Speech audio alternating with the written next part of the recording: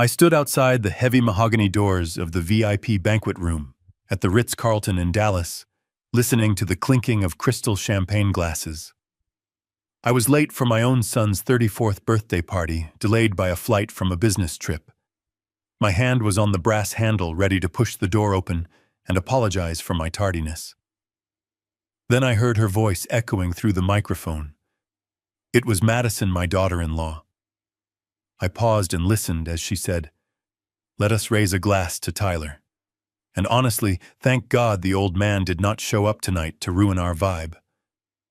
A chorus of laughter erupted from the room, 100 of their closest friends all drinking the imported vintage wine I had paid for, laughing at my expense. But it was the next voice that froze the blood in my veins. It was my son, Tyler. "Do not worry, baby," he said over the speakers, laughing along with them. "By next month, that chairman's seat will be mine anyway. Cheers to the future." I did not barge in. I did not scream. I just looked at the $45,000 receipt, burning a hole in my suit pocket, smiled a very cold smile, and walked away. If you are watching this, take a deep breath, because the level of betrayal I experienced under my own roof is something no father should ever have to endure. Before I tell you how I tore their perfect little world apart, let me know in the comments what city or state you are listening from. And please hit the like and subscribe buttons to support the channel. It means the world to me to know I am not speaking into the void. Now let me tell you exactly how I built my empire, and how I decided to burn it down just to teach them a lesson. I walked slowly down the plush carpeted hallway of the hotel, stepping away from the music and the laughter. I am 72 years old. My name is Richard Caldwell. For 40 years I have lived and breathed Caldwell machinery. I did not inherit a single dime of my wealth. I built it from the dirt up, operating heavy machinery in the unforgiving, blistering Texas heat. I spent decades covered in grease and diesel fuel, working 14-hour shifts, until my hands were permanently calloused and my back ached with every step. I sacrificed everything to make sure my family would never know the sting of poverty. When my wife passed away 20 years ago, I poured all my grief into the business and all my remaining love into Tyler. I wanted him to have the life I never had. That was my first and greatest mistake. I gave him everything too easily.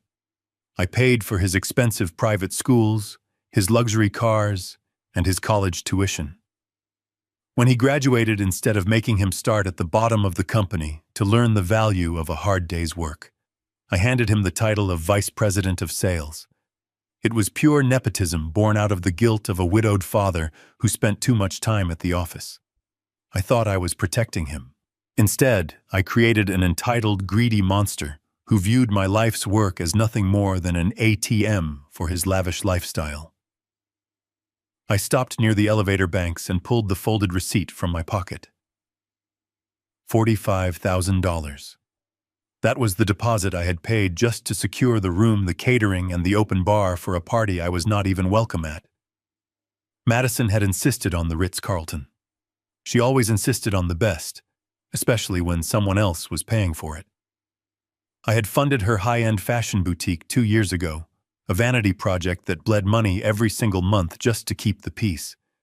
I tolerated her condescending remarks, her eye rolls, and her blatant disrespect because she was married to my son. I convinced myself it was just a phase, that eventually they would mature and realize the sacrifices I had made for them. But hearing my own flesh and blood openly plotting to strip me of my title, laughing as his wife publicly humiliated me to a room full of strangers, shattered every illusion I had left. The love of a father is a powerful thing, but the absolute clarity of betrayal is much stronger. I realized in that quiet hallway that they did not love me. They did not even respect me. They were simply waiting for me to die so they could feast on my carcass. Well, I was not dead yet. The elevator doors slid open with a soft chime. I stepped inside and pressed the button for the lobby.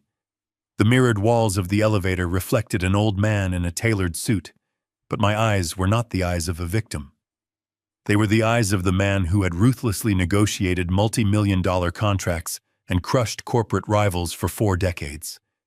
If Tyler wanted to play corporate warfare with the chairman, he was going to get a masterclass. I pulled my cell phone from my pocket and dialed a number I knew by heart. It rang twice before a gravelly voice answered.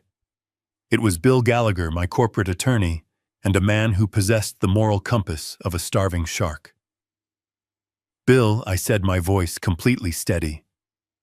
"I need you to execute a freeze on all corporate credit cards issued to Tyler and Madison, immediately. I also need you to call the Ritz-Carlton management and cancel my authorization for tonight's event. Tell them the card was compromised and any remaining balance must be settled in cash by the guests. Yes, right now." I hung up the phone and stepped out into the cool Dallas night. I got into my car and drove away, leaving them to their champagne. 25 minutes later, their entire world was about to come crashing down. The cool night air of Dallas hit my face as I stepped out of the glass doors of the Ritz-Carlton. The valet rushed forward to retrieve my car, but I waved him off for a moment, needing the physical grounding of the concrete beneath my feet. My phone was still pressed to my ear. On the other end of the line, Bill Gallagher was already typing furiously. Bill was not just a lawyer. He was a ruthless architect of corporate defense, and he understood the exact gravity of my instructions. I told him to authorize a complete and total lockdown of every financial avenue my son had access to. The corporate platinum cards, the travel expense accounts, the emergency vendor lines. Everything. I wanted Tyler financially severed from Caldwell Machinery before I even reached the highway. Bill did not ask for an emotional explanation. He simply asked if I was absolutely certain. I told him I had never been more certain of anything in my 72 years on this earth. The sound of his keyboard clicked rhythmically over the speaker, sealing the fate of my son stroke by stroke. I stood there silently, watching the polished luxury cars pull up to the brightly lit valet stand, deeply thinking about the vast empire I had handed over so incredibly recklessly to a boy who respected nothing. When I made Tyler the vice president of sales 5 years ago, it was the greatest failure of my professional life. I let my heart overrule my business sense. Caldwell Machinery was built on blood, sweat, and the smell of burning diesel. My men worked brutal shifts moving earth and lifting steel to build the infrastructure of this state.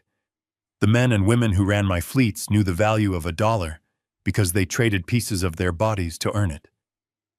But Tyler never knew that trade. I never made him wake up at 4 a.m. to stand in the freezing mud of a construction site. I never made him look a tired foreman in the eye and explain a delayed shipment. Instead, I gave him a corner office with a mahogany desk and a corporate expense account. I gave him a title he had not earned, hoping the responsibility would force him to mature into a leader. It was pure nepotism. I had insulated him from the very struggles that had forged my own character. As a result, he viewed the company not as a family legacy, but as a personal piggy bank. He spent his long days needlessly whining and dining corporate clients he had never actually secured, lazily playing golf at exclusive country clubs on my dime, and arrogantly treating my dedicated veteran employees like easily replaceable servants. Madison was undeniably one of those vicious wolves, proudly wearing ridiculously expensive designer clothing, bought directly with my hard-earned money, mockingly smiling to my face while greedily feeding off the core of my entire life work. The valet brought my car around a modest, reliable sedan that stood out sharply among the endless sea of imported sports cars and luxury SUVs. I tipped the polite young man generously, took a long breath of the cool air, slid into the comfortable driver's seat, and smoothly put the heavy car in gear. By the time I merged onto the interstate, Bill sent me a brief text message. It simply read, "Accounts frozen, hotel notified." The trap had been sprung. As I drove through the glittering city lights, a strange sense of peace washed over me. For years I had carried the heavy burden of keeping their extravagant lifestyle afloat, terrified that cutting them off would mean losing my son forever. But tonight, that fear evaporated. Tyler had already made his choice. He had decided I was nothing more than an obstacle, a clueless old man waiting to be pushed aside. I was no longer a father trying to guide a lost boy. I was a CEO protecting his company from a hostile internal threat. Exactly 25 minutes after I walked away from those mahogany doors, the music inside the VIP banquet room abruptly stopped. I was not there to see it, but the hotel management later confirmed every glorious detail of how the execution played out. A team of 4 security guards flanked by the senior events manager and the food and beverage director marched straight into the center of the party. The laughter died instantly. 100 elite guests, all dressed in their finest evening wear, turned to stare as the manager approached Tyler. With cold, unwavering professionalism, the manager informed my son that the credit card on file had been reported compromised and was completely locked by the issuing bank. The hotel required an immediate alternative form of payment to cover the $45,000 balance for the room, the caviar, and the endless bottles of vintage champagne. Tyler panicked. He pulled out his personal cards, but they were linked to the same frozen corporate accounts. One by one, the payment terminals flashed red, declining every single attempt. The whispers rippled through the room. The face of Madison turned completely white as she realized they had absolutely no way to pay. The manager, following strict hotel protocol for massive unsettled debts, cleared his throat and loudly announced that the event was immediately terminated. He demanded that all attendees evacuate the premises. The security guards began forcefully ushering the bewildered, gossiping guests out of the room, shutting down the premium open bar and rapidly confiscating the remaining catered food. In less than half an hour, Tyler went from celebrating his supposed future kingdom to standing penniless in an empty room, utterly humiliated in front of the very high society friends he and his wife so desperately tried to impress. He was about to learn the hard way that disrespecting the man who built your life comes with a devastating price. The Cold War had officially begun. The morning sun rose over the sprawling Dallas skyline, casting a warm golden light into my quiet kitchen. I stood by the marble counter, methodically brewing a strong pot of black coffee, feeling an unexpected sense of profound calm. I knew the hurricane I had unleashed the night before had completely decimated their little world, but I felt absolutely no guilt. Just as I poured my first cup, the silence of the house was broken by the sharp ringing of my cell phone. The screen flashed with a picture of Tyler and Madison smiling perfectly in a staged holiday photo. I took a slow sip, cleared my throat to soften my voice, and answered the call. Immediately, the frantic, trembling voice of my son filled the earpiece. "Dad. Oh my God. Dad, are you there?" He practically sobbed into the receiver. "I am here, son," I replied, injecting sleepy confusion into my tone. "What is wrong? Why are you calling so early?" Tyler launched into a spectacular performance of victimhood. He claimed that a massive banking glitch had inexplicably frozen all the corporate accounts, freezing his personal cards as well. He described the horror of the hotel management publicly demanding cash, the aggressive security guards forcing their prominent guests out into the street, and how Madison had been inconsolable all night. He painted a masterful picture of a tragic misunderstanding, an innocent man brutally wronged by a faceless financial institution. I listened to his frantic lies with a face carved from stone, but my voice trembled with manufactured parental concern. "A banking glitch?" I asked, sounding appropriately shocked. "That is absolutely terrible, Tyler. I cannot believe the hotel would treat our family with such extreme disrespect over a simple computer error." "Did you manage to get home safely?" Tyler quickly seized on my apparent ignorance, his voice steadying as he realized I was buying his ridiculous story hook, line, and sinker. "Yes, Dad. We made it home." He sighed heavily, playing the role of the exhausted survivor. "But it was a complete nightmare. I tried calling you last night when it happened, but it went straight to voicemail. I assumed you were just sleeping after your long flight." I smiled into the empty kitchen, admiring his sheer audacity. "Yes, I must have turned my ringer off," I lied smoothly. "I am so sorry I missed the party, and I am even more sorry you had to deal with such an awful banking mistake on your special night." I will call the bank personally on Monday morning and demand a full investigation into this unacceptable glitch. Tyler breathed a very audible sigh of relief on the other end of the line. "Thank you, Dad. I knew you would understand," he said, his tone shifting from panic to his usual entitled confidence. It was chilling to hear how easily the deception rolled off his tongue, how completely he relied on my supposed blind affection to cover his tracks. As I held the phone to my ear, listening to his shallow breathing, my mind drifted back to a hospital room 20 years ago. I thought of my late wife Sarah and the devastating cancer that took her away from us far too soon. Sarah was the gentle soul of our family, the one who balanced my tough, hardened exterior with boundless warmth and patience. When she died, it felt like the foundation of my entire world had been violently ripped away. Tyler was just a teenager, then lost and grieving for a mother who had adored him. In my grief, I tried to fill the void she left with material things. I was working endless hours to grow the machinery business, unable to be the emotionally present father he desperately needed. So I bought his love. I replaced my time with expensive gifts, luxury vacations, and a limitless allowance. Whenever he misbehaved, I simply looked the other way, terrified that discipline would drive away my only remaining family. I convinced myself that I was being a good provider, but in reality, I was cultivating a parasite. I had built a protective bubble of wealth around him, shielding him from consequences, struggle, and basic human decency. Sarah would have been absolutely heartbroken to see the man he had become. She would have recognized the toxic vanity in Madison and the pathetic weakness in Tyler. My leniency, born from a desperate place of mourning, had poisoned his character beyond repair. I realized now that the only way to truly honor my wife's memory was to finally do what I should have done 2 decades ago.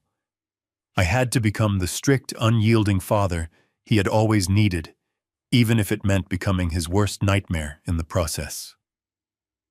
Tyler broke the heavy silence on the phone, his voice suddenly sounding overly bright and accommodating. "Listen, Dad, since you missed the party, Madison and I want to have you over for dinner tonight to celebrate properly. We can put this whole ugly banking mess behind us and just have a nice family evening." The invitation was a transparent, tactical move. He wanted to get me into his house, feed me a mediocre meal, and solidify his narrative before the corporate offices opened on Monday. "That sounds wonderful, Tyler," I replied, letting a warm, grandfatherly smile enter my voice. "I would love to come over for dinner." Tyler eagerly suggested 7 o'clock, promising that Madison was going to cook my favorite roast. We said our fake goodbyes, and I ended the call. I set the phone down on the marble counter and took another sip of my black coffee. Tyler was currently sitting in his sprawling stolen mansion, smugly convinced he had successfully manipulated the situation and secured his financial safety. He had no idea that while he would be serving me dinner and feeding me lies, I had already scheduled a secret, comprehensive midnight financial audit of the entire company. The real feast was just beginning. I arrived at their sprawling suburban home exactly at 7 o'clock. The house was a monument to their pretentious tastes, filled with modern art they did not understand and expensive furniture they rarely used. Madison opened the front door wearing a silk designer dress, greeting me with an exaggerated smile that did not quite reach her cold, calculating eyes. "Oh, Richard, we are so incredibly happy you could make it," she cooed, pulling me into a stiff, perfumed hug. "Come inside, dinner is almost ready." Tyler emerged from the living room holding a glass of scotch, playing the role of the stressed but dutiful son. He patted my shoulder and thanked me again for my supposed intervention with the bank. Before we sat down at the dining room table, Madison handed me a small, badly wrapped box. "We felt awful that you missed the birthday celebration," she said, her voice dripping with artificial sweetness. "So we got you a little something to make up for it." I opened the box to find a cheap, poorly stitched polyester tie. The price tag, which they had conveniently forgotten to remove, proudly displayed $14. It was a glaring insult from a woman who routinely spent thousands of dollars on single pairs of shoes using my money. I smiled warmly, draped the cheap fabric over my arm, and thanked her for her immense generosity. We moved to the dining room where Madison served a terribly dry roast beef and instant mashed potatoes. It was a far cry from the gourmet meals she usually demanded when we ate out at my expense. As we choked down the food, she eagerly steered the conversation toward her high-end fashion boutique. "Richard, the store is doing just wonderfully," she lied smoothly, taking a delicate sip of her wine. "We are actually thinking about expanding the accessories line next quarter." I just nodded, chewing my dry meat slowly. The boutique was a financial black hole. I had personally wired $300,000 to keep the doors open just 2 years ago, purely to give her a vanity title as a business owner. My accountants sent me the monthly reports. I knew for a fact the store had not turned a single dollar of profit since the day it opened. She paid her staff minimum wage while paying herself a massive executive salary, treating the boutique like a private dressing room rather than a functioning business. Yet there she sat, confidently spinning a web of corporate success, fully expecting me to eventually write another massive check to cover her inevitable upcoming losses. I praised her entrepreneurial spirit, playing the role of the proud, supportive father-in-law to absolute perfection. As the agonizing dinner dragged on, I waited for the perfect moment to test the waters. Tyler poured himself another glass of scotch, complaining about the stress of managing the sales department. I leaned back in my chair, wiping my mouth with a linen napkin. "You know, Tyler," I said casually, my tone light and conversational, "I had the strangest dream last night on my flight back to Dallas. I dreamt I walked into the company boardroom, and you were sitting at the head of the table. You were telling everyone that the chairman's seat was finally yours." The dining room went completely silent. The color drained instantly from Tyler's face. He froze with the crystal glass halfway to his mouth. Madison dropped her silver fork onto her porcelain plate with a loud clatter. For 5 agonizing seconds, neither of them breathed. Then Tyler forcefully swallowed, his eyes darting frantically toward his wife before looking back at me. A nervous, condescending laugh escaped his lips. "Dad. What are you even talking about?" He set his voice an octave higher than usual. "You really must be exhausted from all that traveling. You are hearing things in your sleep. I mean, you are getting up there in years. Have you checked your blood pressure recently?" Madison quickly chimed in, her voice shrill with panic. "Yes, Richard, you have been working way too hard. The mind plays terrible tricks on you when you get to your age. You really need to step back and rest." They were blatantly gaslighting me, using my age as a weapon to invalidate my reality, completely unaware that I had heard every single word of their pathetic toast at the hotel. I let out a soft chuckle, rubbing my forehead, as if I were genuinely confused and deeply tired. "You are probably right." I sighed heavily, looking down at my hands. I suppose 72 is not exactly young anymore. The long flights and endless meetings take a heavy toll on my memory. Tyler visibly relaxed his shoulders, dropping as a smug smile spread across his face. "Do not worry about a thing, Dad," he said, adopting a sickeningly patronizing tone. "I am here to handle the heavy lifting at the company. You just focus on taking care of your health." I finished my meal, thanked them profusely for their wonderful hospitality, and told them I needed to get home to rest my aging mind. Madison walked me out, giving me another stiff hug, completely convinced they had successfully manipulated the clueless old patriarch. I walked down the driveway, got into my car, and locked the doors. The moment the engine started, the grandfatherly smile vanished from my face, replaced by a cold, hardened glare. My gut feeling was confirmed. They were not just spoiled. They were actively plotting a hostile takeover of my life. I pulled out of their neighborhood, leaving their house in the rearview mirror, but I did not drive back to my empty home. Instead, I merged onto the highway, heading straight for the industrial district downtown. It was time to dig up the bodies.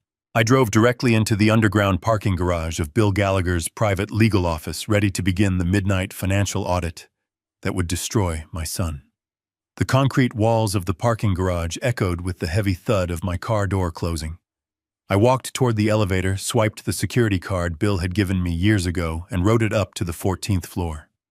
The steel doors slid open to reveal a dimly lit, modern office. Bill Gallagher was waiting for me in his glass-walled conference room.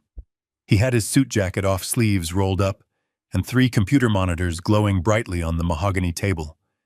He did not offer a polite greeting or waste time with small talk. He pointed to the leather chair next to him and handed me a cup of black coffee.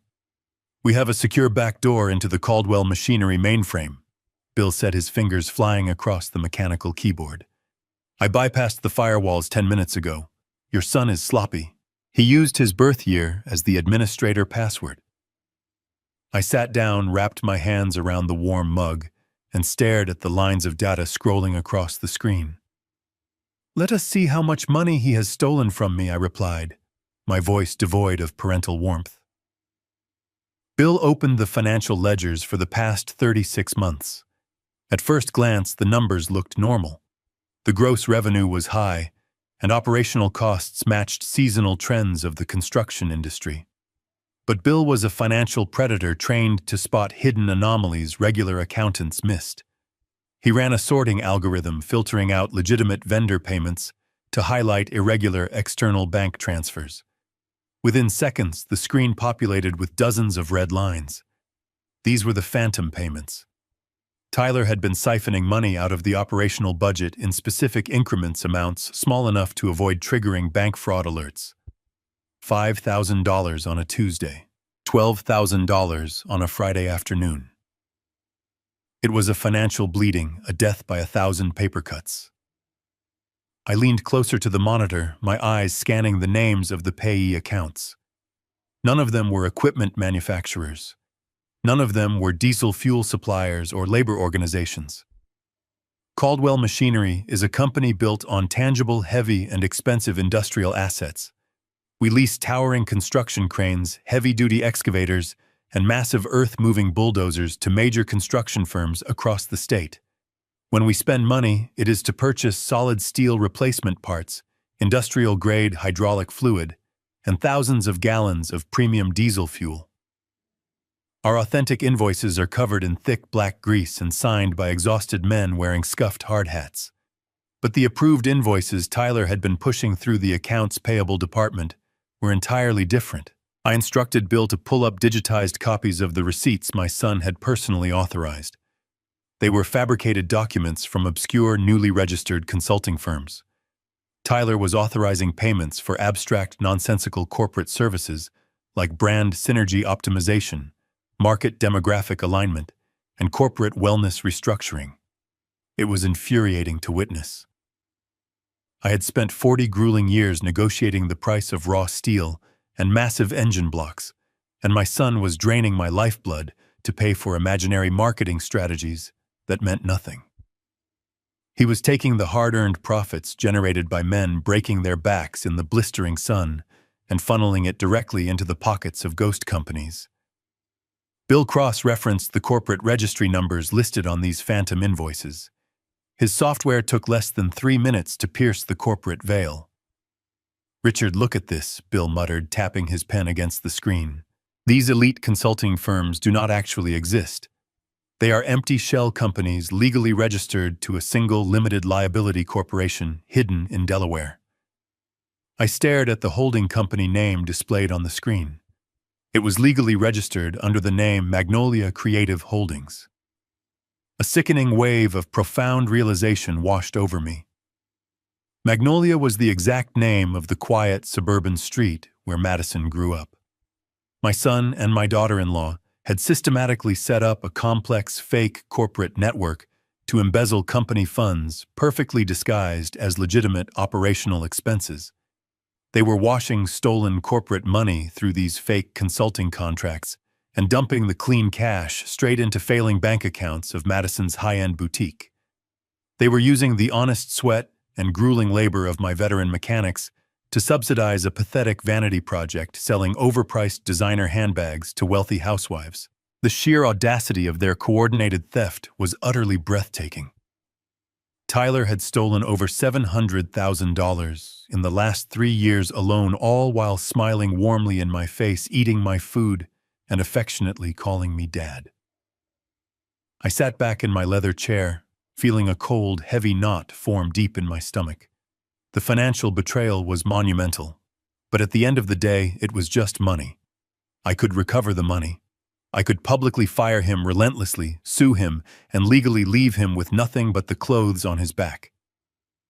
But as Bill continued to dig through the encrypted hard drive Tyler kept on his personal corporate laptop, the charged atmosphere in the room suddenly shifted. Bill stopped typing. The rapid rhythmic clicking of the mechanical keyboard abruptly ceased, instantly replaced by a dense, suffocating silence. He leaned forward, his sharp eyes narrowing, as he double-clicked on a deeply buried password-protected directory that had nothing to do with corporate finances, vendor payments, or fraudulent shell companies. "What is it?" I asked softly, noticing the sudden tension in his jawline.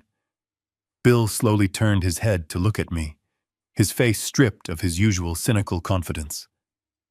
"Richard," he said quietly, his voice carrying a dark, ominous weight, "the financial embezzlement is not the worst thing he has done. Not even close." He turned the glowing monitor toward me. There, nestled inside a hidden encrypted digital vault, was a single digital folder. The bold label on that folder sent a violent freezing chill straight down my spine. It was titled Medical Directives. I leaned closer to the monitor, my heart pounding a slow, heavy rhythm against my ribs. Bill clicked on the folder labeled Medical Directives. A chill swept through the room as the contents filled the screen. There were only 2 scanned documents inside, but they were more devastating than any amount of stolen money. The first was a comprehensive, durable power of attorney. The second was a legally binding corporate equity transfer, explicitly signing over 20% of my personal ownership shares in Caldwell Machinery directly to my son, Tyler. I stared at the screen in absolute disbelief. The documents were fully executed, officially notarized, and legally filed. I looked down at the bottom of the pages. There, resting on the dotted lines, were my own signatures. They were undeniably mine, but the ink strokes were shaky, jagged, and incredibly weak. They looked like the handwriting of an old, frail man who could barely hold a pen. A wave of profound nausea washed over me as my mind desperately tried to understand how this could have happened. I had never authorized a power of attorney. I had never agreed to transfer a single share of my company. Then the memory hit me with the force of a runaway freight train. Exactly 4 months ago, I had suffered a mild heart attack. I had collapsed in my office, clutching my chest as a terrifying tightness stole my breath. I remember the screaming sirens, the blinding lights of the ambulance, and the sterile smell of the emergency room. I spent a full week in the hospital, hooked up to heart monitors and intravenous drips, swimming in a thick, hazy fog of heavy painkillers and strong sedatives. Tyler had rushed to my bedside, playing the role of the terrified, devoted son to absolute perfection. He held my hand, wiped my forehead, and told me he loved me. On the day I was finally scheduled to be discharged, the hospital room was a chaotic whirlwind of nurses, doctors, and final checkups. My vision was still blurry from the medication, and my hands were trembling from absolute exhaustion. Tyler had walked into the room carrying a thick clipboard loaded with documents. He told me it was just a stack of standard hospital release forms and complex insurance paperwork that required my immediate signature before they would let me go home. I trusted him. He was my son. I was weak, exhausted, and desperately wanting to sleep in my own bed.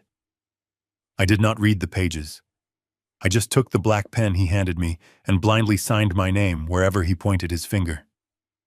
He had slipped a durable power of attorney and a massive corporate equity transfer right into the middle of my medical discharge papers. He had used my moment of greatest physical vulnerability, a moment when I could have died, to legally steal my life work. It was an act of such cold, calculated malice that it completely shattered any remaining fragment of paternal love I had left for him. He did not just want to embezzle money to buy designer clothes for his wife.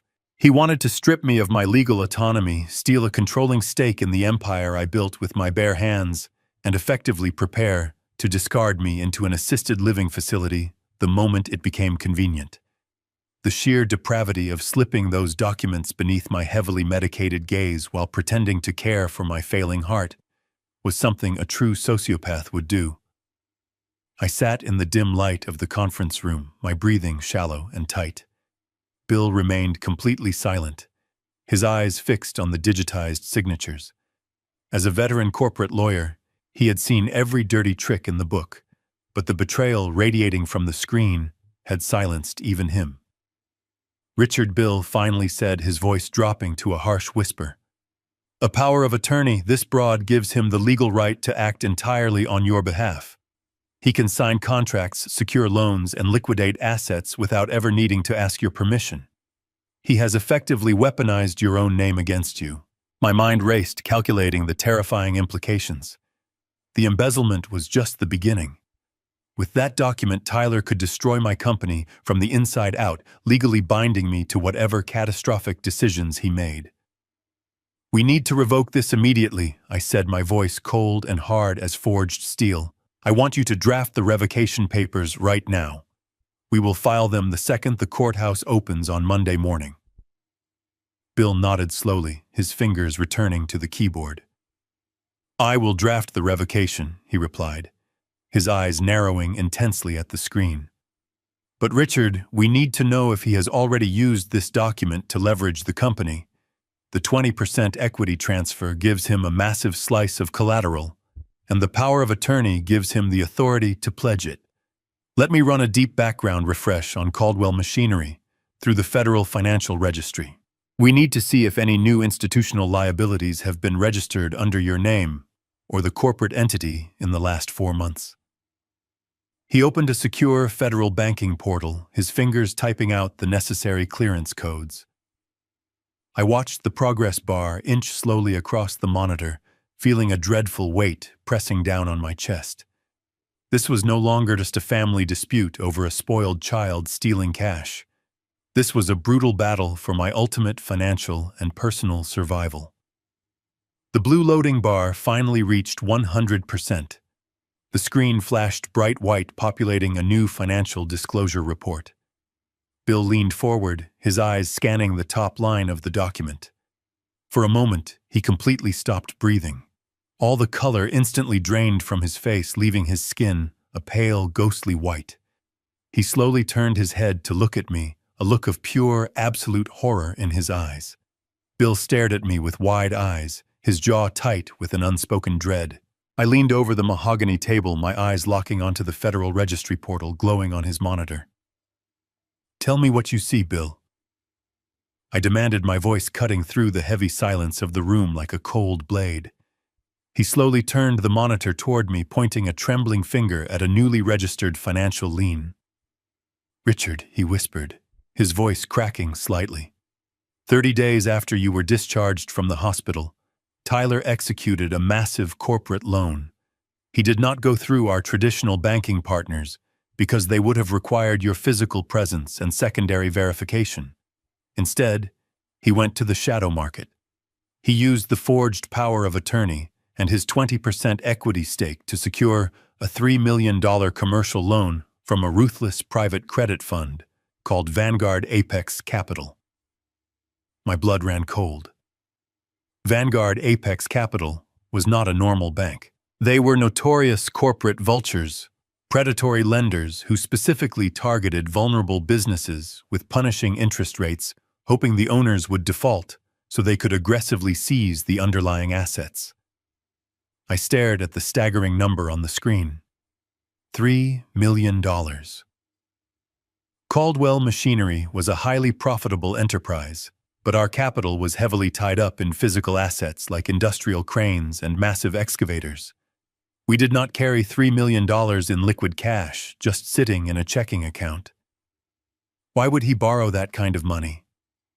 I asked, my mind racing, to understand the sheer scale of his reckless greed. Did he buy new equipment without my authorization? Bill shook his head grimly, his fingers flying across the keyboard to trace the wire transfers from the Vanguard loan disbursement.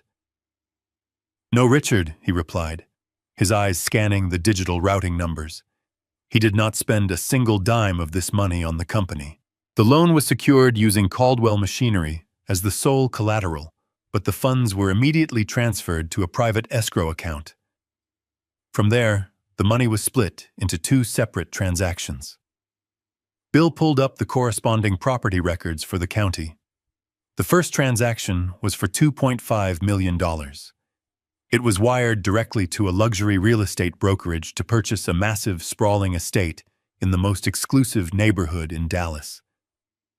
I felt a sickening knot twist deep in my stomach as Bill opened the property deed. The house was a massive architectural monstrosity featuring marble columns, a heated infinity pool, and a 6-car garage. And there listed as the sole primary owners were the names Tyler and Madison Caldwell. Suddenly, the agonizing dinner I had just endured earlier that evening took on a terrifying new context. The house they were living in, the expensive silk dress Madison was wearing, the premium scotch Tyler was casually drinking. It was all bought and paid for with a predatory loan that secretly used my life work as the absolute guarantee. They were living like royalty in a multi-million-dollar mansion completely insulated from the financial ruin they had deliberately engineered. But the betrayal did not stop at the real estate purchase. Bill traced the remaining $500,000 from the shadow loan. The final $250,000 went straight into the failing business accounts of Madison's high-end fashion boutique, magically wiping out all her accumulated vendor debts and artificially keeping her pathetic vanity project afloat. They had literally mortgaged my entire company, risking the livelihoods of hundreds of hardworking mechanics and dedicated drivers, just so they could live in a palatial estate and pretend to be successful entrepreneurs. The sheer breathtaking entitlement of their actions left me temporarily speechless. I looked at Bill, feeling the heavy, suffocating weight of the situation pressing down on my chest. "What are the terms of the Vanguard loan?" I asked, dreading the inevitable answer. Bill clicked open the digital loan agreement, his eyes rapidly scanning the dense legal jargon. His face grew even paler as he read the repayment schedule. "Richard, this is a catastrophic financial instrument," he explained, his voice thick with genuine alarm. "Because Tyler used a shadow lender to bypass standard corporate scrutiny, he accepted absolutely toxic terms. This is a short-term bridge loan with an aggressive balloon structure. He has not been making monthly principal payments. The loan was structured to defer all payments for exactly 90 days to give them time to settle into the mansion. But the grace period is almost over." Bill pointed to a bold red date at the bottom of the digital contract. "The first massive balloon payment of $1.2 million is due in exactly 30 days. I stared at the red date, the terrifying reality of the trap closing tightly around me. If Tyler does not make that payment, Vanguard Apex Capital has the absolute legal right to execute the collateral clause. They will not just sue us. The contract gives them the immediate authority to foreclose on Caldwell machinery. They will seize our heavy equipment, lock the gates to our industrial yard, and liquidate my entire life work to recover their money."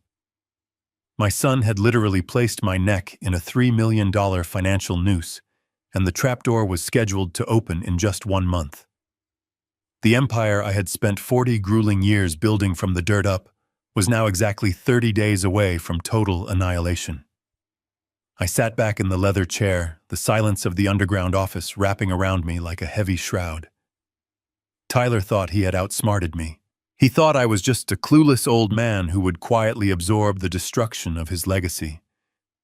But as I looked at the looming foreclosure date, a cold, calculating fury replaced my shock. I realized I had to utterly destroy my own son to save my company. He drew the battle lines, and I was completely ready. The morning after that terrifying revelation in Bill's underground office, I did not go home to sleep. I stayed awake as the sun rose over the city, drinking stale coffee and meticulously plotting the absolute destruction of my own flesh and blood. Tyler had backed me into a terrifying corner with a 30-day ticking financial clock, but he had fundamentally underestimated the man he was dealing with. By Monday morning, I was completely ready to execute the first phase of my retaliation. I called an emergency meeting of the executive board at Caldwell Machinery. I arrived at the corporate office walking a little slower than usual. I made sure my shoulders were visibly slumped, and I intentionally skipped my morning shave to look appropriately exhausted and frail. I needed to feed his massive ego, and the easiest way to do that was to present him with the exact version of the fading old man he desperately wanted to see. The boardroom was a grand oak-paneled space overlooking the sprawling industrial yard that held my massive fleet of construction vehicles. The senior executives, men and women who had stood by my side for decades through every economic downturn, quickly took their seats. Tyler sat directly across from me at the long table, his posture radiating a sickening level of forced, dutiful concern. I stood up slowly to address the room, placing both of my calloused hands flat on the polished mahogany table to physically support my weight. I let a heavy, calculated silence stretch over the quiet room before I finally spoke. I told them with a slight tremble in my voice that my heart was simply not recovering the way it should. I placed a shaky hand over my chest, perfectly mimicking the terrifying symptoms I had actually experienced 4 months prior.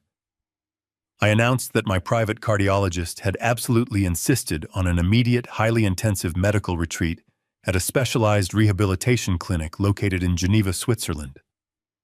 I told the silent board that I would be completely disconnected from the grid for exactly 1 month, undergoing experimental treatments to ensure I could comfortably continue leading the company in the distant future. A collective murmur of genuine concern and shock rippled through the loyal executives who had helped me build this empire. But when I looked directly at Tyler, I saw something entirely different, hiding just beneath his feigned expression of deep worry. I saw the unmistakable, intoxicating thrill of absolute greed. He was practically vibrating in his expensive leather chair. I then officially declared that effective immediately, Tyler Caldwell would step up as the acting chief executive officer of the company. I handed him the temporary reins to my entire kingdom, giving him total operational control. I watched quietly as he solemnly accepted the heavy responsibility, confidently promising the anxious board members that he would fiercely protect the legacy of Caldwell Machinery while I took the time to heal. It was an Oscar-worthy performance of filial piety. But I knew the dark truth lurking behind his solemn nod. His greed was so incredibly deep, so utterly blinding, that it completely obliterated his basic common sense.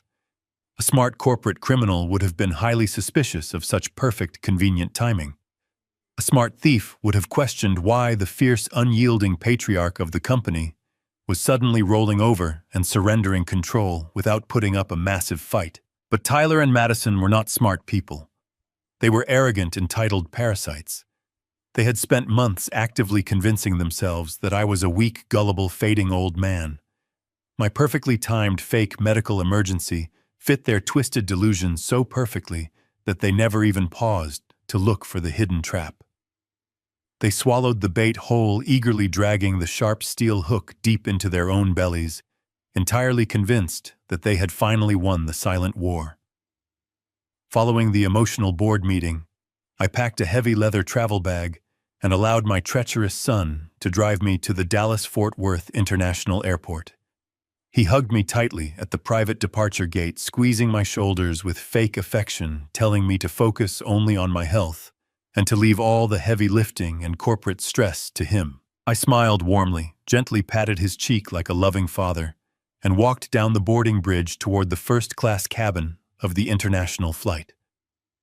But I never actually flew to Switzerland. The moment the heavy airplane doors closed, I quietly exited through a secure maintenance terminal with the discreet help of a private security firm my lawyer had hired.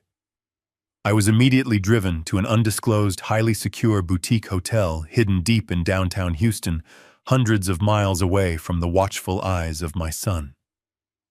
Sitting alone in my secure hotel suite, I poured myself a glass of cold water, opened my laptop, and logged into the hidden security cameras I had secretly installed in the executive corporate offices over the weekend. I opened a second digital window displaying the live aviation tracker. The tracker clearly showed my supposed commercial plane taking off, climbing high and fast into the clear Texas sky. I turned my full attention to the live video feed streaming directly from my corporate headquarters. I watched the heavy soundproof oak door of my private chairman's suite. Less than 10 minutes after my flight was officially marked as wheels up on the international departure board, the brass handle turned. The heavy door swung open, and Tyler walked right in. He was carrying a cardboard box filled with his personal office belongings immediately, and eagerly claiming the executive throne he believed he had finally stolen for good. He sat down in my large leather chair, spun around to look out the massive window overlooking the industrial yard, and picked up my desk phone. A sickening smile spread across his face as he began to dismantle my legacy. The decoy had worked flawlessly. The stage was set. I sat in the quiet, dim light of my Houston hotel room, my eyes glued to the high-definition security feed streaming on my laptop. It did not take long for the true nature of my son to manifest. Drunk on the intoxicating illusion of absolute power, Tyler wasted no time dismantling the very foundation of Caldwell machinery. By Tuesday morning, the purge had officially begun. He did not go after the lazy or the incompetent. Instead, he systematically targeted my oldest, most dedicated employees. These were the seasoned veterans who had stood by my side when the company was just 3 rented bulldozers and a prayer. I watched in cold, silent fury as he called Thomas, my chief fleet mechanic of 30 years, into the executive office. Thomas was a man whose hands were permanently stained with hydraulic fluid, a man who knew the sound of every engine in our massive yard. Tyler did not even offer him a seat. With a sickeningly arrogant smirk, my son handed Thomas a heavily redacted termination letter, citing a pathetic need for corporate restructuring and modern synergy. Thomas did not argue. He just looked at Tyler with a mixture of profound pity and deep disgust, placed his hard hat on the polished mahogany desk, and walked out of the room with his dignity entirely intact. By Wednesday afternoon, 5 more senior directors had been unceremoniously escorted out of the building by private security guards Tyler had hired just to humiliate them. As if the mass firing of my loyal management team was not enough of an insult to my life work, Madison decided it was the perfect time to mark her own territory. She began treating the corporate headquarters of a heavy machinery leasing firm like her own personal fashion runway. She paraded through the gritty, grease-stained corridors wearing ridiculous designer outfits and oversized sunglasses, carrying tiny, shivering, purebred dogs in expensive leather handbags. I watched through the hidden cameras as she ordered my remaining administrative staff to completely clear out my personal office suite. She instructed a team of expensive interior decorators to strip away the framed photographs of our earliest construction projects, the very history of our survival. She complained loudly about the smell of diesel fuel that naturally drifted in from the industrial yard, demanding that the building maintenance crew install expensive botanical diffusers in the ventilation system. She treated the hardworking women at the reception desk like uneducated peasants, snapping her manicured fingers at them to fetch her iced lattes and sparkling water. They were actively turning a respected blue-collar industrial powerhouse into a pathetic, hollow playground for their own narcissistic amusement. It was a spectacular display of extreme vanity and profound foolishness. They truly believed they were untouchable, completely insulated by the massive shadow loan and my supposed physical absence.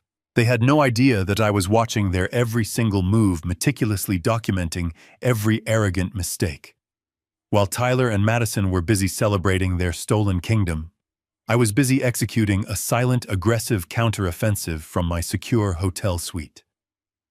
As soon as my loyal employees were wrongfully terminated and walked out the front gates of the company yard, their cell phones began to ring.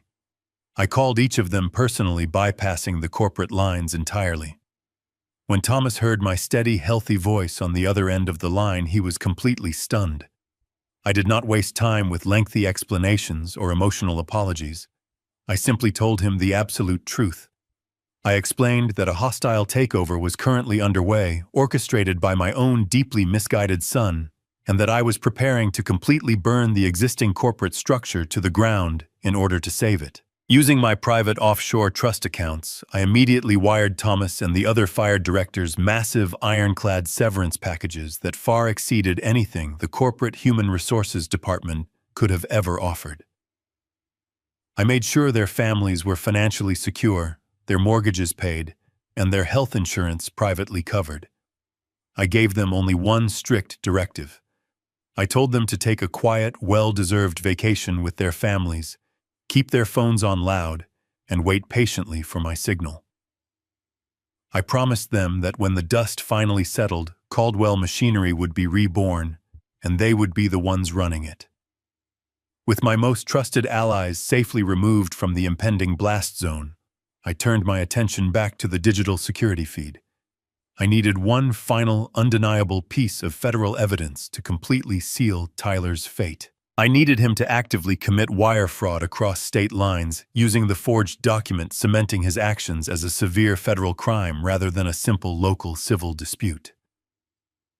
My patience was rewarded on Thursday afternoon. Tyler, eager to squeeze every last drop of stolen wealth from the company, decided to authorize another massive cash transfer to one of his phantom consulting firms located in another state entirely. But this time, the corporate bank flagged the unusually large transaction, requiring an updated, physically signed authorization form to release the frozen funds. I watched the live video feed as Tyler sat at my desk, growing visibly angry with the bank representative on the phone. Without hesitation, he opened the bottom drawer of the mahogany desk and pulled out the fraudulent power of attorney. He confidently placed the paper on the desk, picked up an expensive pen, and signed my name with practiced, sickening ease. He then scanned the freshly forged document and aggressively emailed it directly to the interstate banking portal, officially crossing the dark threshold into a massive federal felony.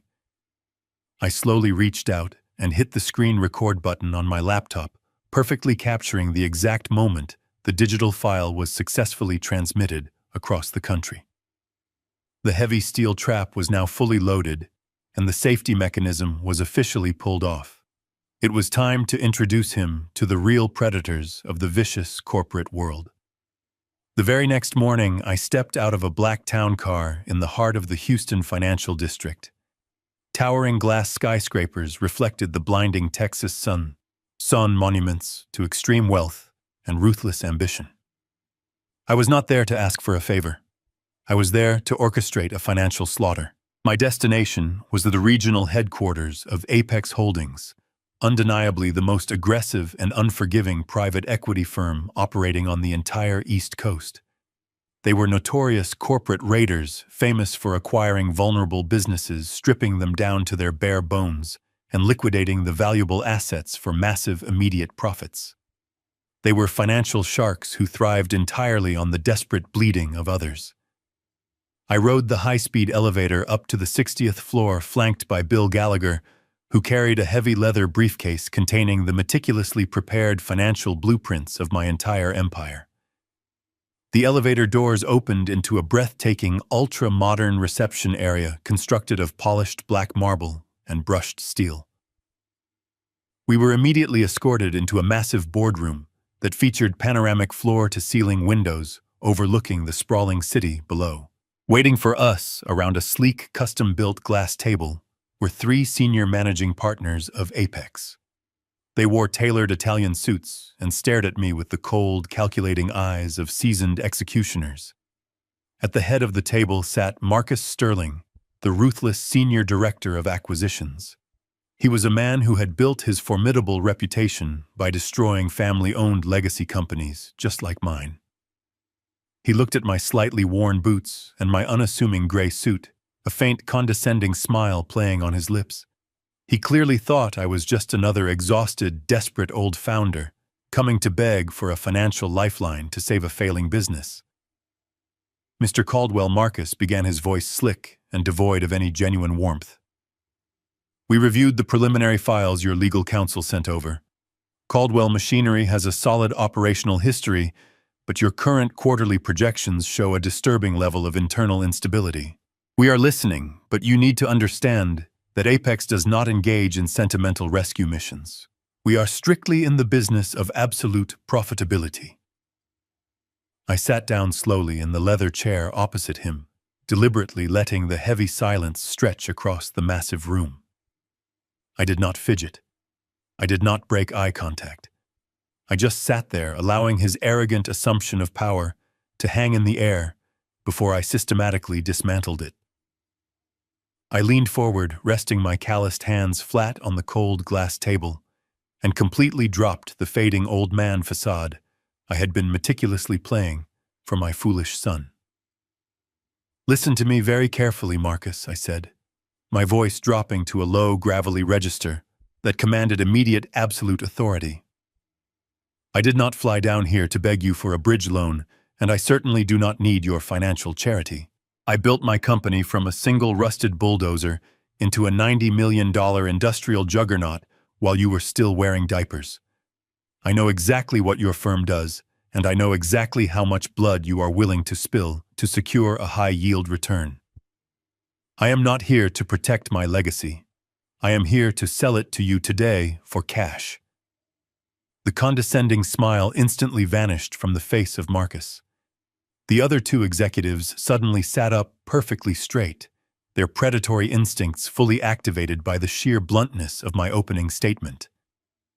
"You want to sell Caldwell Machinery?" Marcus asked, his eyes narrowing as he tried to find the hidden trap in my words. "Why would a man like you completely walk away from a highly profitable, lifelong enterprise?"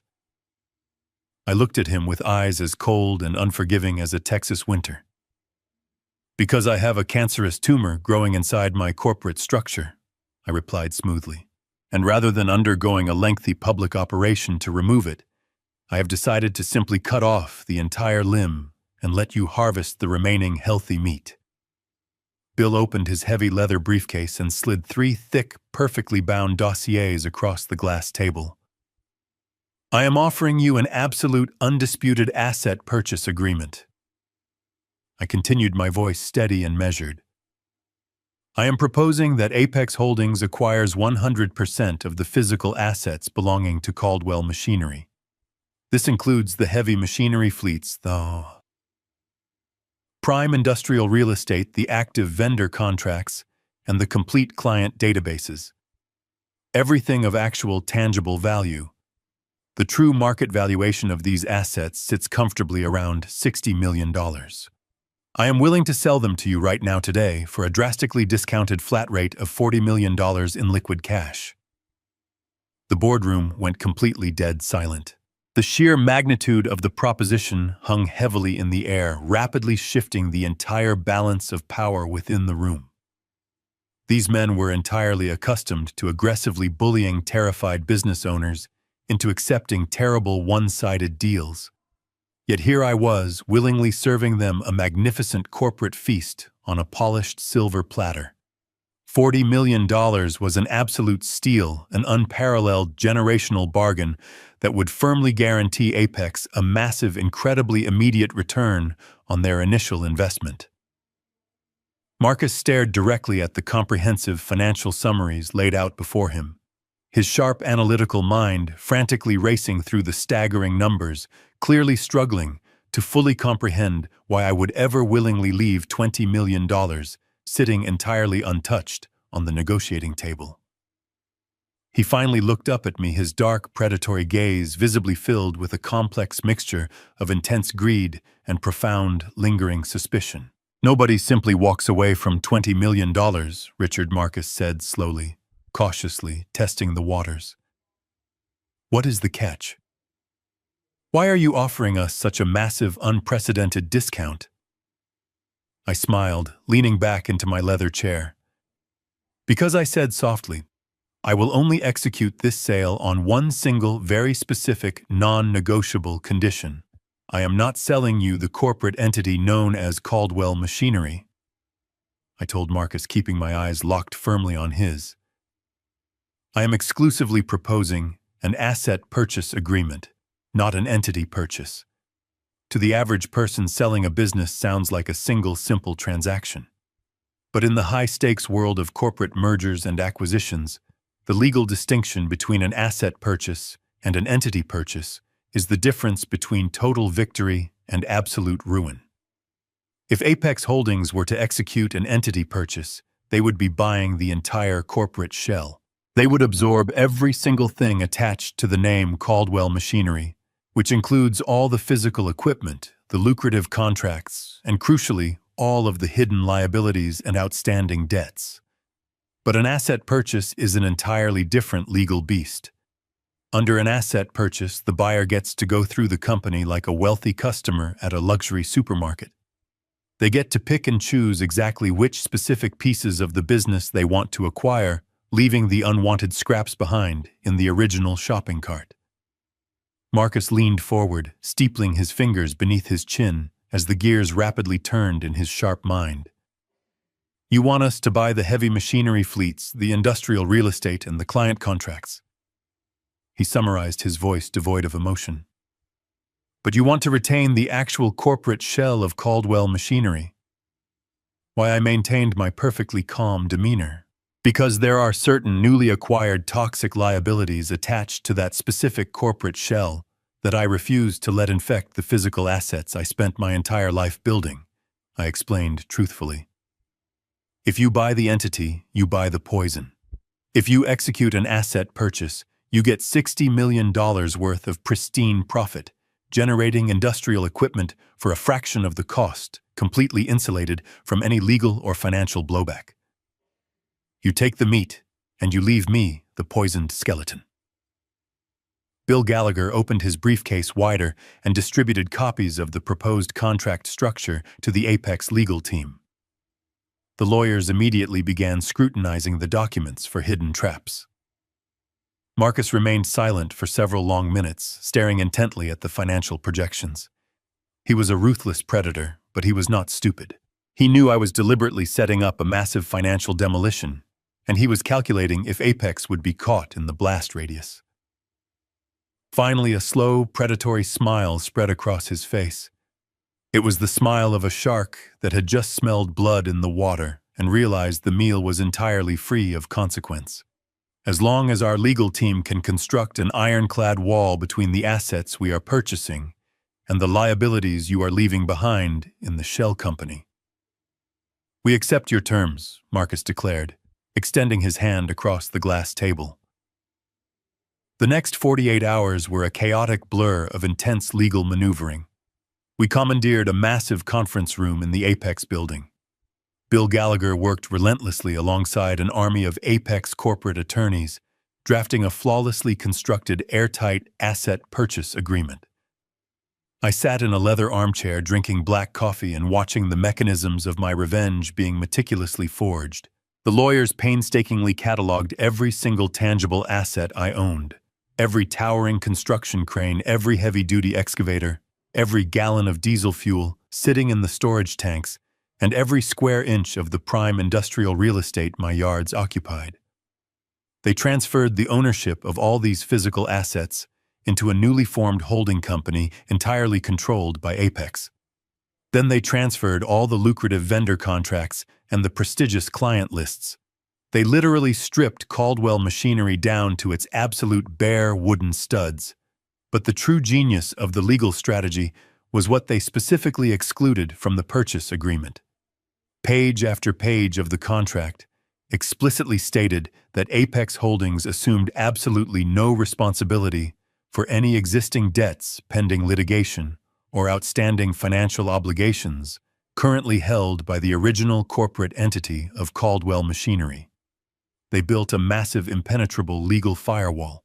By late Thursday evening, the final draft of the contract was printed and placed on the mahogany table. It was a masterpiece of corporate warfare.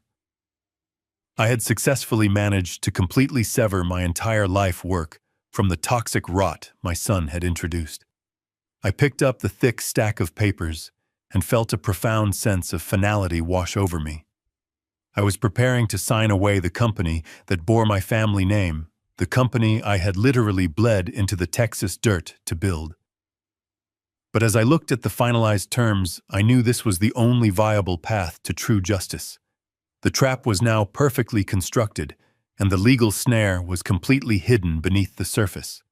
Tyler was currently sitting behind my mahogany desk in Dallas, smugly convinced that he had successfully stolen a $90 million empire. He had used his forged power of attorney and his stolen 20% equity stake to leverage the entire company. He secured a catastrophic $3 million shadow loan to fund a lavish lifestyle he had not earned. But because of the ironclad loophole embedded deep within this asset purchase agreement, the company Tyler thought he was controlling no longer possessed any actual value. Caldwell Machinery was now just an empty, hollow ghost. It owned 0 cranes, 0 bulldozers, 0 contracts, and absolutely 0 land. It was merely a completely worthless little piece of paper filed safely away in a state registry drawer.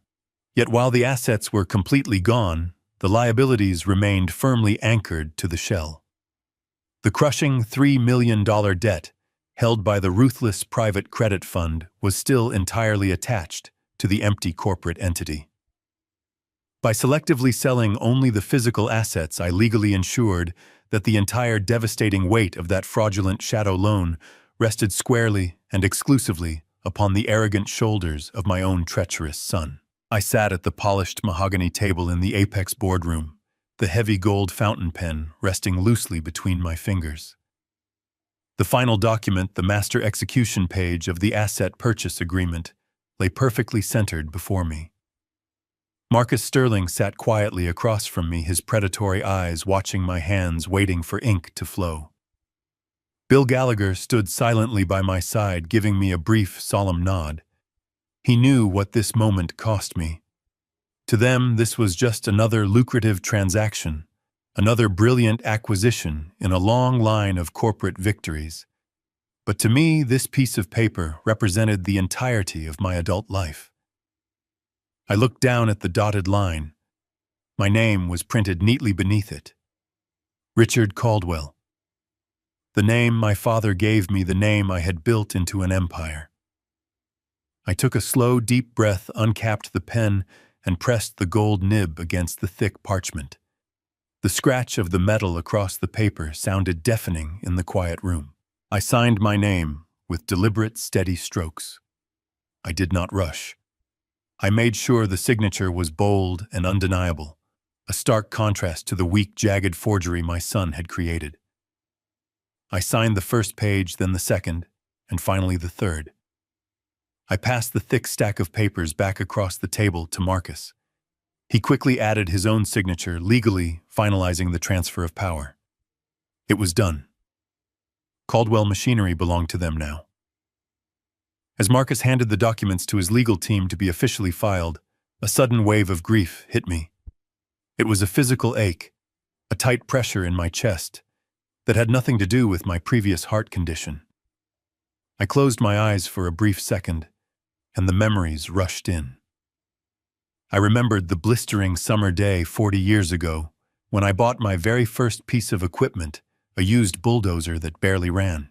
I remembered spending countless nights sleeping on the greasy concrete floor of my small garage, working on the engine until my knuckles bled, trying to keep the business afloat.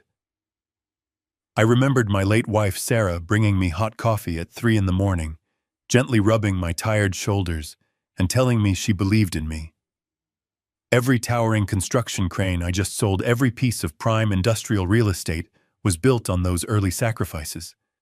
I had traded my youth, my sweat, and precious time with my family to build this legacy, and now I had willingly handed it all over to strangers. For a fleeting moment, the sorrow was almost unbearable. But then the image of my son sitting arrogantly behind my desk flashed into my mind. I remembered the crushing reality of his betrayal, the cruel toast in the hotel, and the forged documents slipped into my hospital papers. The deep grief was instantly vaporized, completely consumed by the blazing fire of justice. I opened my eyes, the momentary vulnerability completely gone. Marcus Sterling stood up and extended his hand.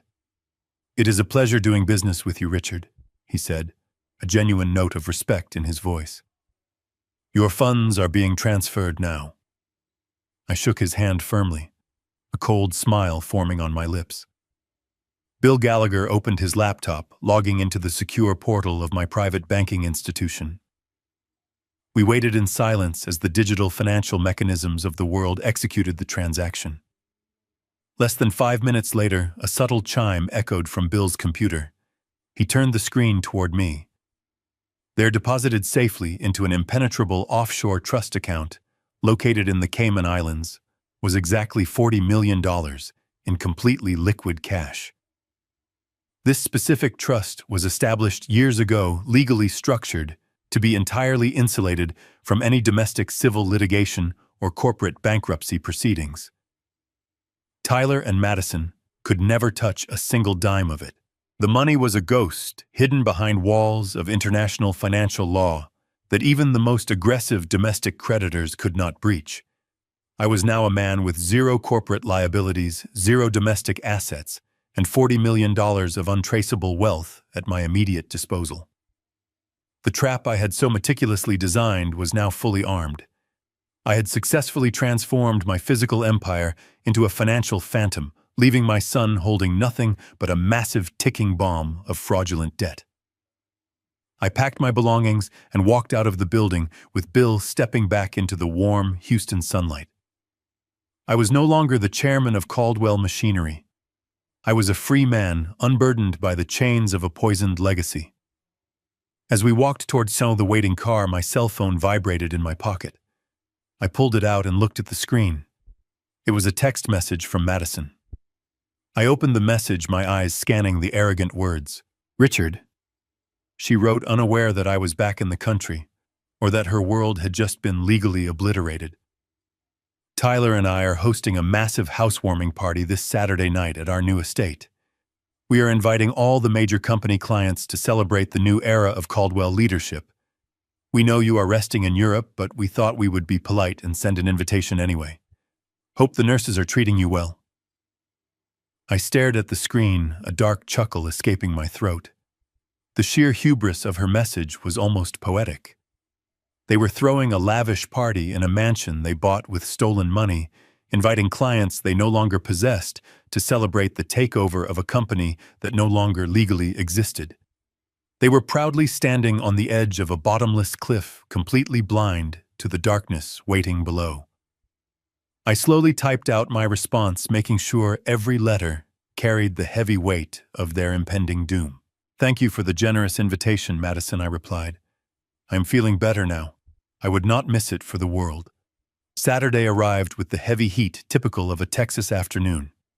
I spent the morning in a quiet park near my temporary Houston residence, finalizing the logistical details of my retaliation with Bill Gallagher. By 3 in the afternoon, I was on the highway, driving a rented, unassuming black sedan back toward Dallas. The journey was long and gave me ample time to reflect on the sheer magnitude of the illusion my son had constructed. Tyler and Madison were currently buzzing around their massive $3 million estate, aggressively preparing for the social event of the season. They had hired a fleet of professional decorators to drape expensive silk ribbons across the grand marble columns of their stolen home. They were chilling dozens of bottles of premium imported champagne, the same brand they had humiliated me over at the hotel.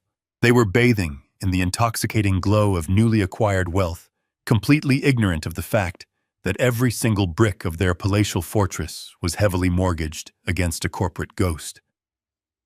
As I navigated the congested interstate traffic, my cell phone vibrated in the cup holder. The caller identification displayed the name of Madison. I let it ring 3 times carefully, adjusting my posture and clearing my throat to ensure my voice sounded sufficiently weak and elderly. I pressed the answer button and offered a polite, breathy greeting. "Richard," she said loudly, her voice competing with the chaotic background noise of event planners shouting instructions. "I am so glad I caught you. I wanted to follow up on my text message from the other day. I assumed you were just being polite when you said you would not miss the party, but Tyler mentioned you might actually be foolish enough to try and fly back early." I smiled at the windshield, gripping the steering wheel a little tighter. "I am feeling much stronger, Madison," I replied smoothly. "My doctors are incredibly pleased with my rapid progress. I was thinking of coming back to Dallas very soon." There was a sharp, annoyed sigh on the other end of the line. "Well, Richard, that is exactly what I wanted to discuss with you," she said, her tone suddenly shifting from fake concern to cold, calculated logistics. "Now that Tyler is officially running the company, our social obligations have expanded exponentially. We are going to be hosting prominent clients and wealthy investors here at the new estate all the time. I know we previously discussed you having a permanent place in our home, but frankly, the architectural layout simply does not accommodate an elderly resident. We have 6 bedrooms, but Tyler needs a massive home office. I absolutely require a private yoga studio, and the remaining rooms are being converted into huge closets for my boutique inventory. There is no guest room for you here." I listened to her incredibly selfish reasoning without interrupting.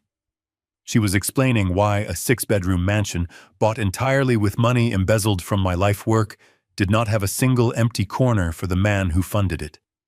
It was a breathtaking display of pure, unadulterated entitlement. "Richard, are you still there?" she snapped impatiently.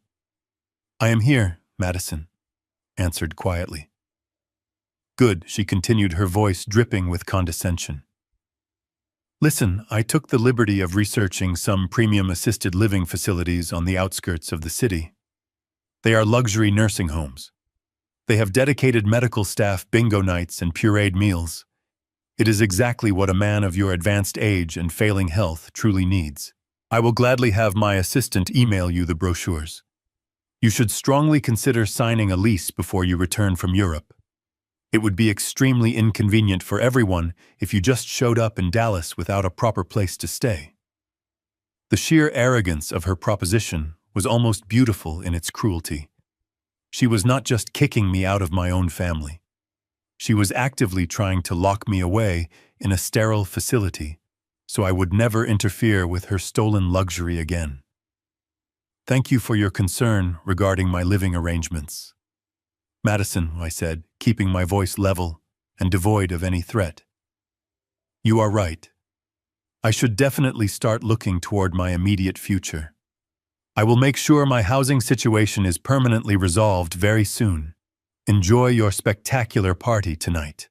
I am sure it will be an absolute night to remember."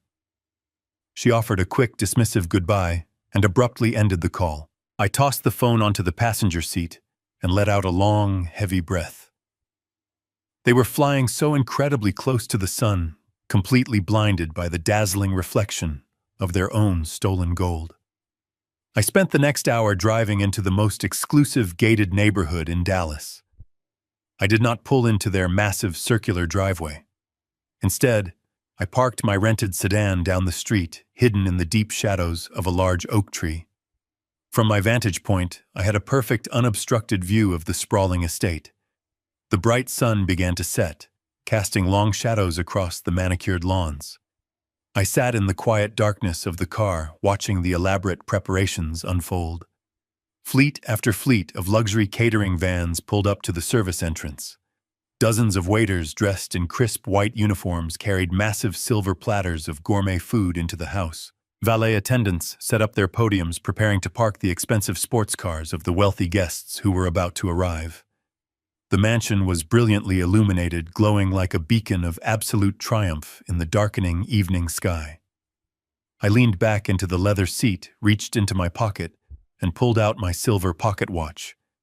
I clicked it open and stared at the steady, sweeping movement of the second hand. The trap was set.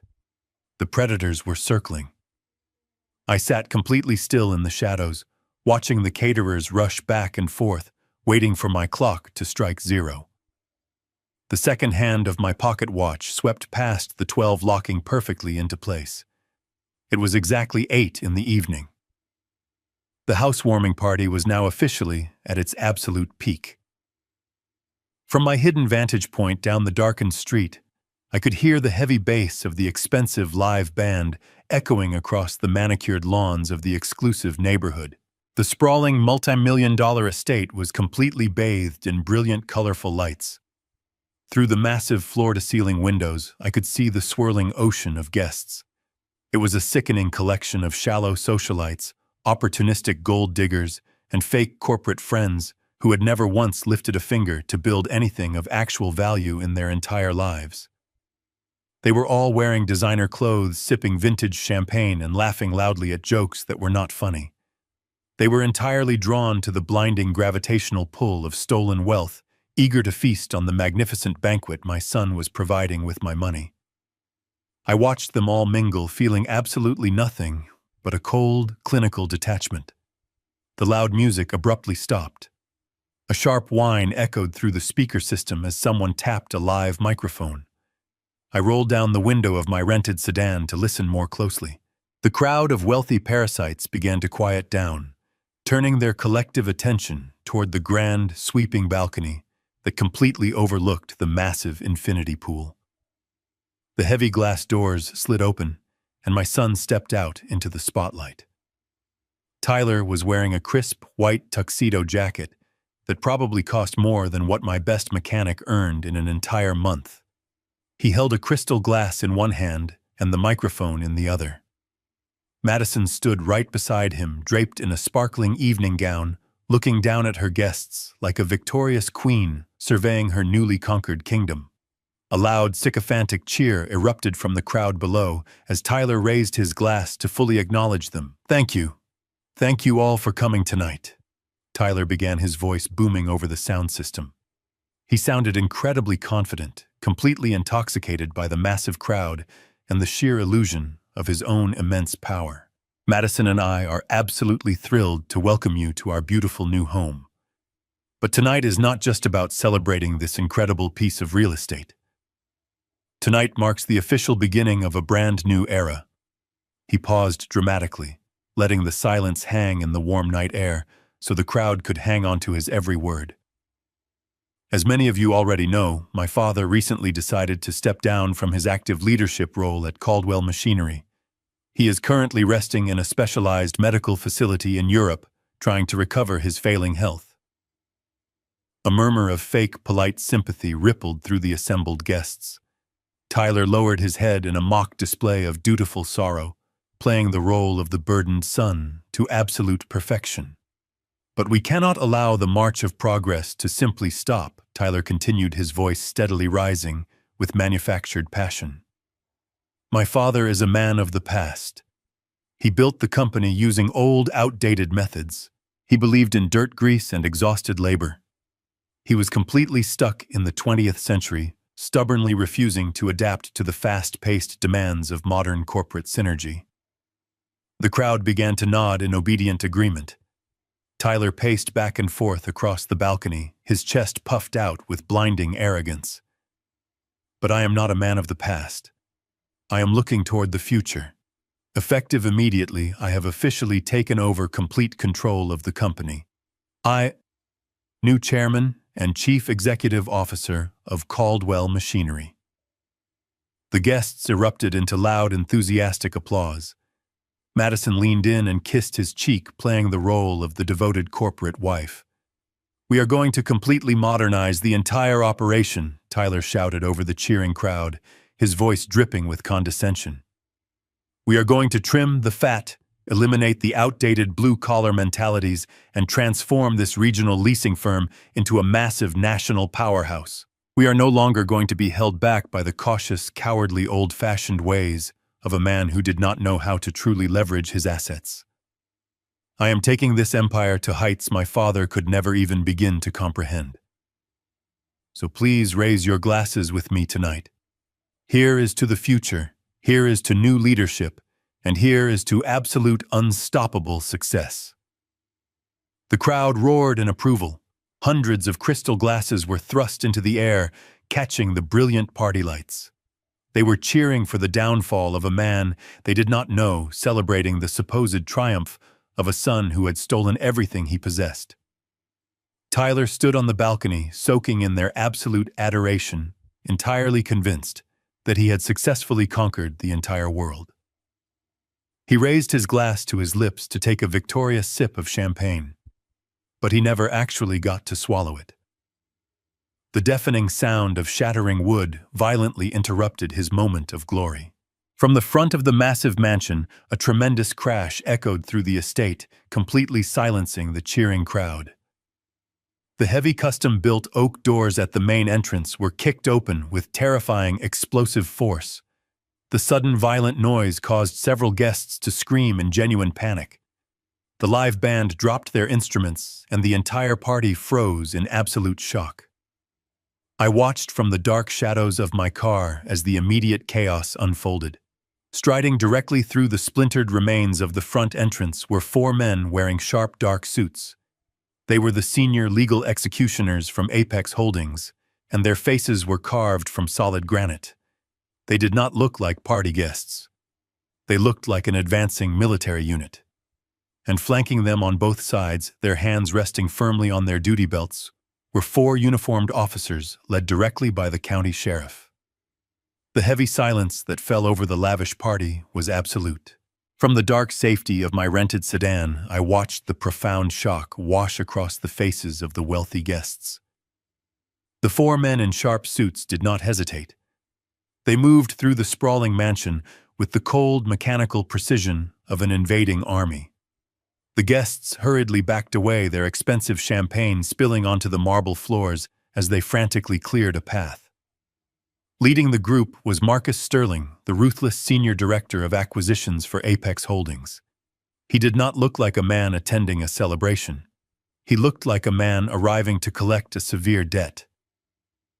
Right behind him walked the county sheriff, his hand resting casually on his leather utility belt, his eyes scanning the crowd with professional detachment. 3 armed deputies followed closely, effectively sealing the exits of the massive living room. Tyler stood completely frozen on the grand balcony. The crystal glass in his hand trembled violently, threatening to slip from his fingers. Madison had taken a terrified step backward, her perfectly manicured hands flying up to cover her mouth. Her confident, aristocratic posture had instantly dissolved into pure panic. Marcus Sterling bypassed the opulent staircase and walked directly up the marble steps leading to the balcony. His expensive leather shoes echoed sharply in the completely silent room. When he reached the top, he did not politely introduce himself. He did not offer a friendly greeting or explain his sudden presence to the confused guests. He simply walked straight up to my son, reached out, and firmly pulled the microphone directly out of his trembling hand. Tyler was too stunned to resist. He opened his mouth to speak, perhaps to demand an explanation, or to assert his newly claimed authority, but the words completely failed him. Marcus turned his back on my son and faced the sea of terrified socialites below. "Ladies and gentlemen." Marcus began, his voice echoing loudly through the state-of-the-art sound system. "I sincerely apologize for the abrupt interruption to your evening. My name is Marcus Sterling, and I represent the executive board of Apex Holdings. You were all just informed that Tyler Caldwell is the new chairman and chief executive officer of Caldwell Machinery. That statement is technically true, but it is missing a massive critical piece of context." Marcus paused, letting his sharp gaze sweep across the crowd. He was a master of corporate theater, and he knew exactly how to deliver a fatal blow. Yesterday afternoon, Marcus continued, his voice cold and unforgiving. The former chairman, Richard Caldwell, executed a comprehensive and legally binding asset purchase agreement. Apex Holdings officially acquired 100% of the physical and intellectual assets belonging to Caldwell Machinery. We purchased every single construction crane, every piece of industrial real estate, every vendor contract, and every client relationship. The transaction was fully completed, finalized, and legally filed with the state registry. The company you are all currently celebrating has been completely liquidated. From my car down the street, I could clearly see the exact moment the devastating reality finally pierced through the massive ego of my son. Tyler physically stumbled backward, his back hitting the glass railing of the balcony.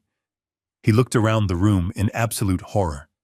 The realization was crashing down on him like a massive concrete block. He was the chief executive officer of a company that legally owned absolutely nothing. He possessed a fancy title, a corner office, and a leather chair, but the entire empire beneath him had been completely vaporized. The fleets of heavy machinery he thought he commanded belonged to strangers. The massive multi-million-dollar revenue streams he thought he controlled were completely gone. He had spent the last week firing my most loyal employees and aggressively decorating his stolen kingdom, completely blind to the fact that I had already sold the entire castle right out from under him. The guests below began to murmur nervously, exchanging confused and terrified glances. They were starting to realize that the lavish party they were attending was funded by a man who had just been publicly revealed as a massive corporate failure. Madison desperately grabbed the sleeve of her husband, her eyes wide with frantic, unspoken questions, but Tyler could only stare blankly at the cold, calculating face of the apex executive. But the liquidation of the assets was only the first part of the execution. I knew what was coming next. I gripped the steering wheel of the sedan, my knuckles turning white as Marcus Sterling turned slightly to look directly at my trembling son. "We have spent the last 24 hours conducting a thorough review of the remaining corporate shell," Marcus announced, his voice dropping to a harsh, dangerous tone. "And during that review, our legal team discovered several highly disturbing financial irregularities. Tyler, you used a fraudulent document to secure a massive commercial loan against assets you did not legally own. You embezzled hundreds of thousands of dollars through phantom consulting firms. Because you are currently the legal head of the remaining entity, you are entirely responsible for those catastrophic liabilities." Tyler desperately tried to speak to the crowd, his voice completely reduced to a pathetic, incredibly terrified whisper. "That is not true," he stammered, shaking his head frantically. "My father authorized absolutely everything." Marcus did not even blink at the desperate lie. He simply reached inside his tailored suit jacket and pulled out a thick, folded legal document. He held it up for the entire room to see. "Tyler Caldwell, you are hereby terminated from your position, effective immediately," Marcus declared, his words echoing like a final, devastating gavel strike. "And regarding your claim of authorization, we are handing over the forged power of attorney documents to the authorities." The county sheriff stepped forward from the dark shadows of the room, slowly and deliberately, reaching toward the heavy metal handcuffs resting securely on his thick leather duty belt. Before the cold metal of the handcuffs could click around the wrists of my son, another figure emerged from the stunned sea of party guests. He was a tall, sharp-looking man wearing a charcoal suit, and he carried a sleek leather portfolio under his arm. He did not possess the polished, theatrical flair of Marcus Sterling. Instead, he radiated the terrifying efficiency of a corporate Grim Reaper. He stepped onto the bottom of the grand staircase, his eyes locked entirely on Tyler, who was currently being restrained by the silent deputies. "My name is David Vance," the man announced, his voice slicing through the heavy, terrified silence of the room. "I represent Vanguard Apex Capital, the private credit fund that extended a $3 million commercial loan to your corporate entity a few months ago." Tyler visibly recoiled at the name of the shadow lender. The color instantly drained from his face, leaving him looking like a terrified ghost trapped in a ruined tuxedo. As Mr. Sterling eloquently explained, David continued opening his leather portfolio with practiced ease. "The underlying collateral that entirely secured our financial investment has been liquidated and legally transferred to an independent third party. According to the strict terms of our lending agreement, the total loss of the primary corporate collateral triggers an immediate, non-negotiable clause of absolute default. We are no longer waiting 30 days for your scheduled balloon payment. The entire $3 million principal, plus all associated predatory penalties, is due right now." The guests gasped in unison. $3 million. It was a staggering sum of money, an impossible debt suddenly crashing down on a man who had just lost his empire and his freedom in the exact same breathtaking minute. David Vance pulled a stack of legal documents from his portfolio and handed them directly to the county sheriff. "Since you cannot produce $3 million, tonight Vanguard Apex Capital is officially executing our right to immediately seize all secondary assets purchased with the fraudulent funds," David stated with absolute finality. "That includes this magnificent estate, all the luxury vehicles parked in the driveway, and the private bank accounts registered to your name. We own this house now. You and your wife have exactly 24 hours to pack your personal belongings and completely vacate the premises before our security contractors physically remove you. The sheer brutality of the financial guillotine dropping was spectacular to witness. Madison, who had been standing frozen in absolute terror, suddenly snapped. The crafted facade of the devoted corporate wife shattered into a million jagged pieces. She lunged forward, grabbing the lapels of Tyler's expensive tuxedo, screaming at him with a raw, hysterical fury that echoed through the mansion.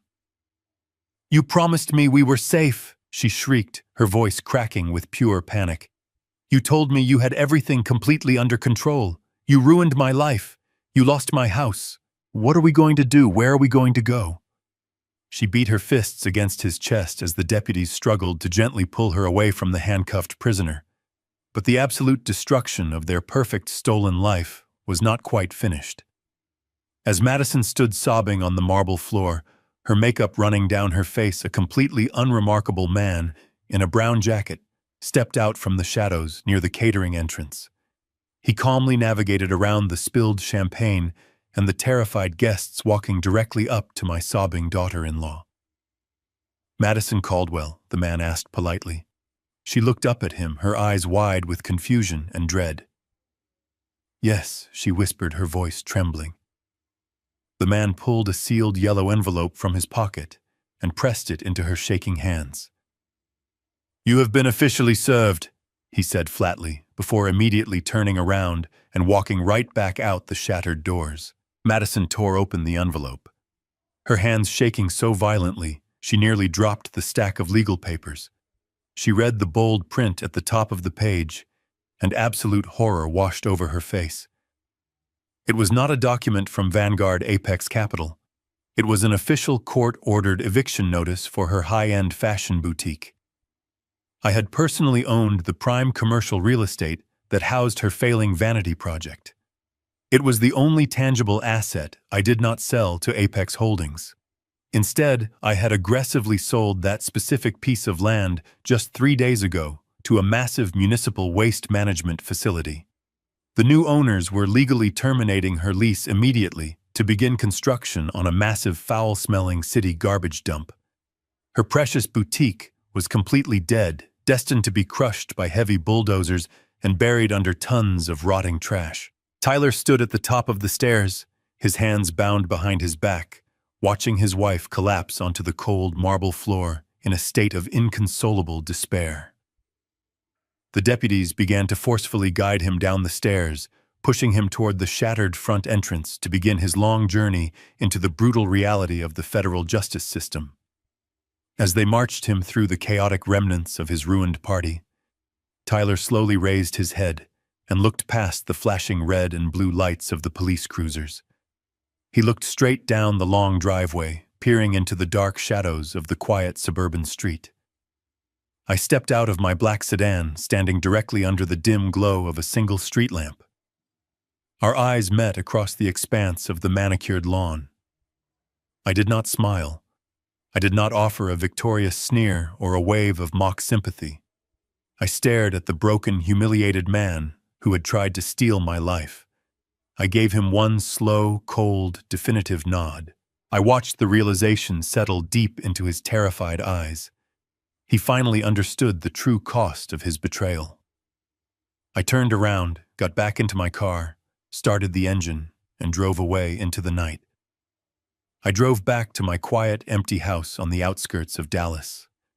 The adrenaline that had fueled me through the evening slowly faded, replaced by a profound, hollow exhaustion. I walked through the front door and immediately went to my bedroom. I pulled a worn leather duffel bag from the top shelf of my closet and set it on the mattress. I was not planning to stay in this house much longer. In fact, I was leaving Texas entirely. The state held too many ghosts for me now.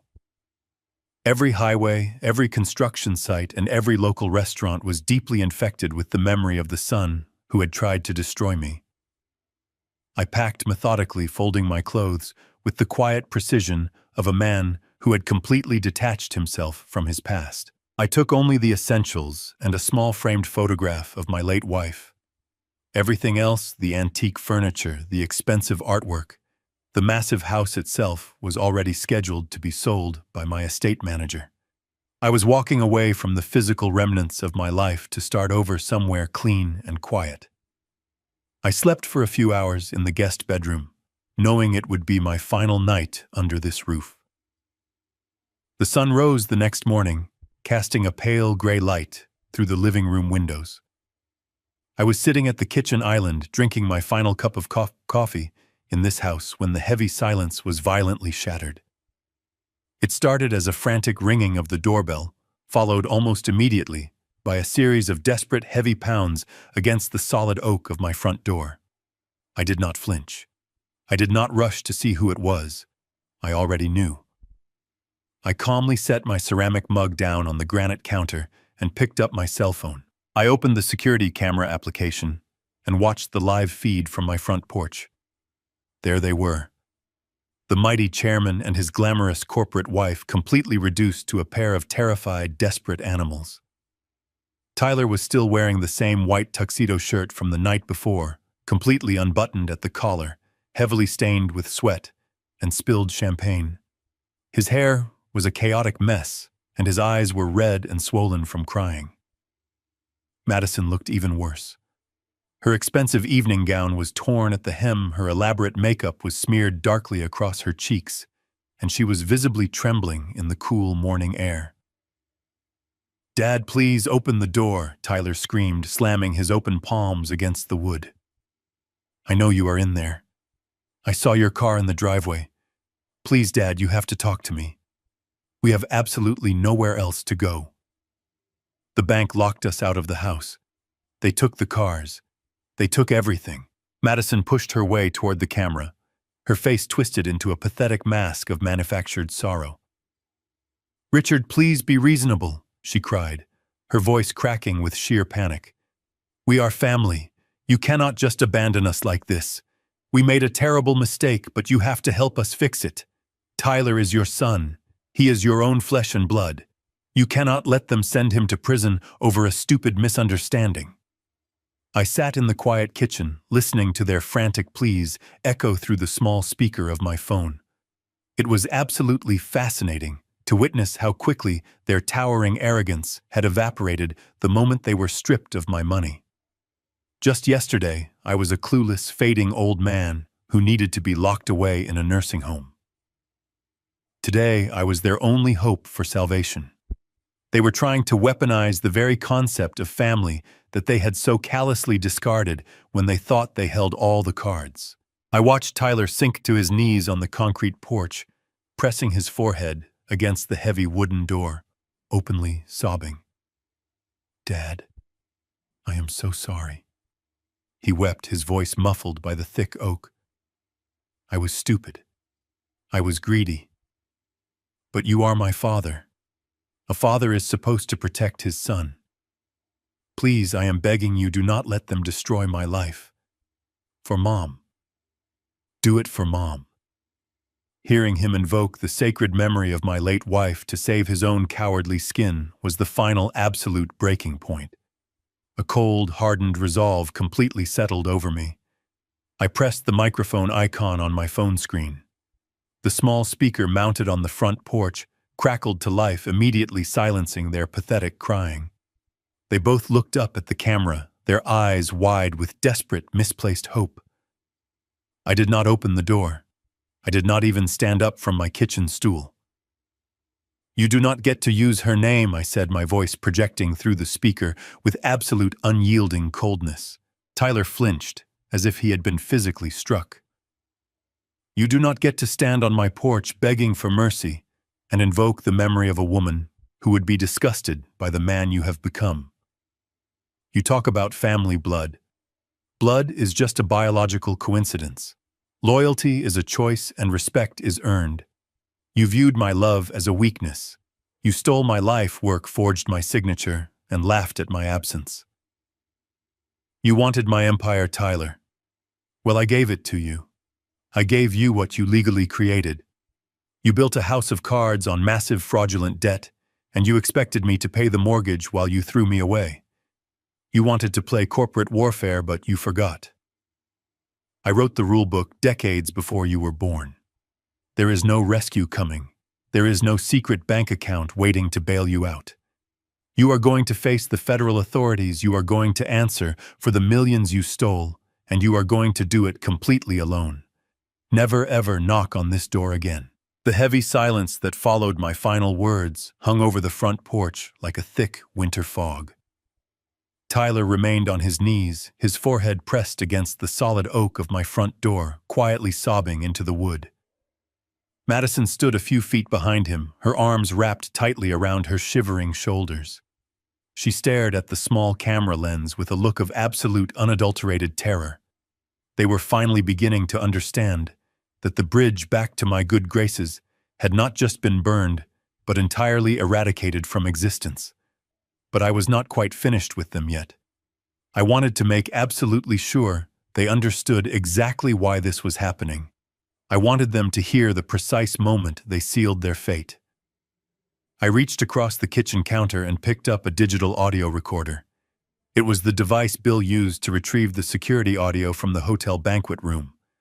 I pressed it against the microphone of my cell phone and hit play.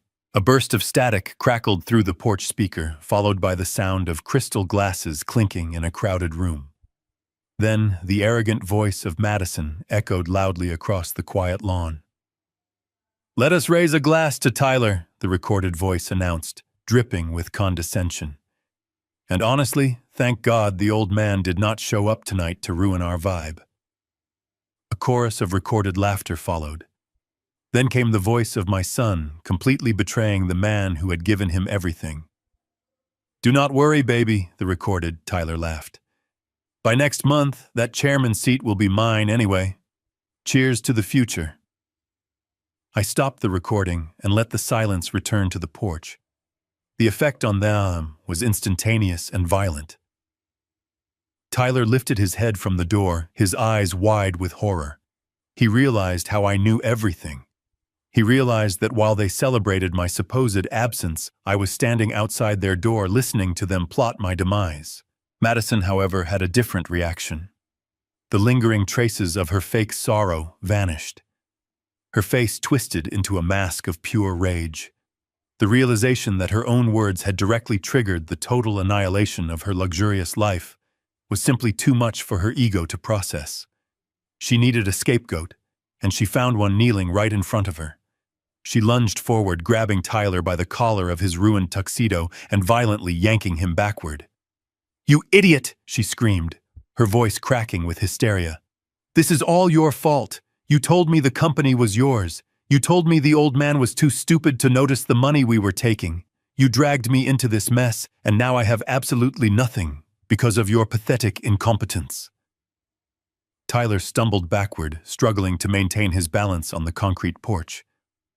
"Madison, please," he begged, holding his hands up defensively. "We have to stick together. We are a team.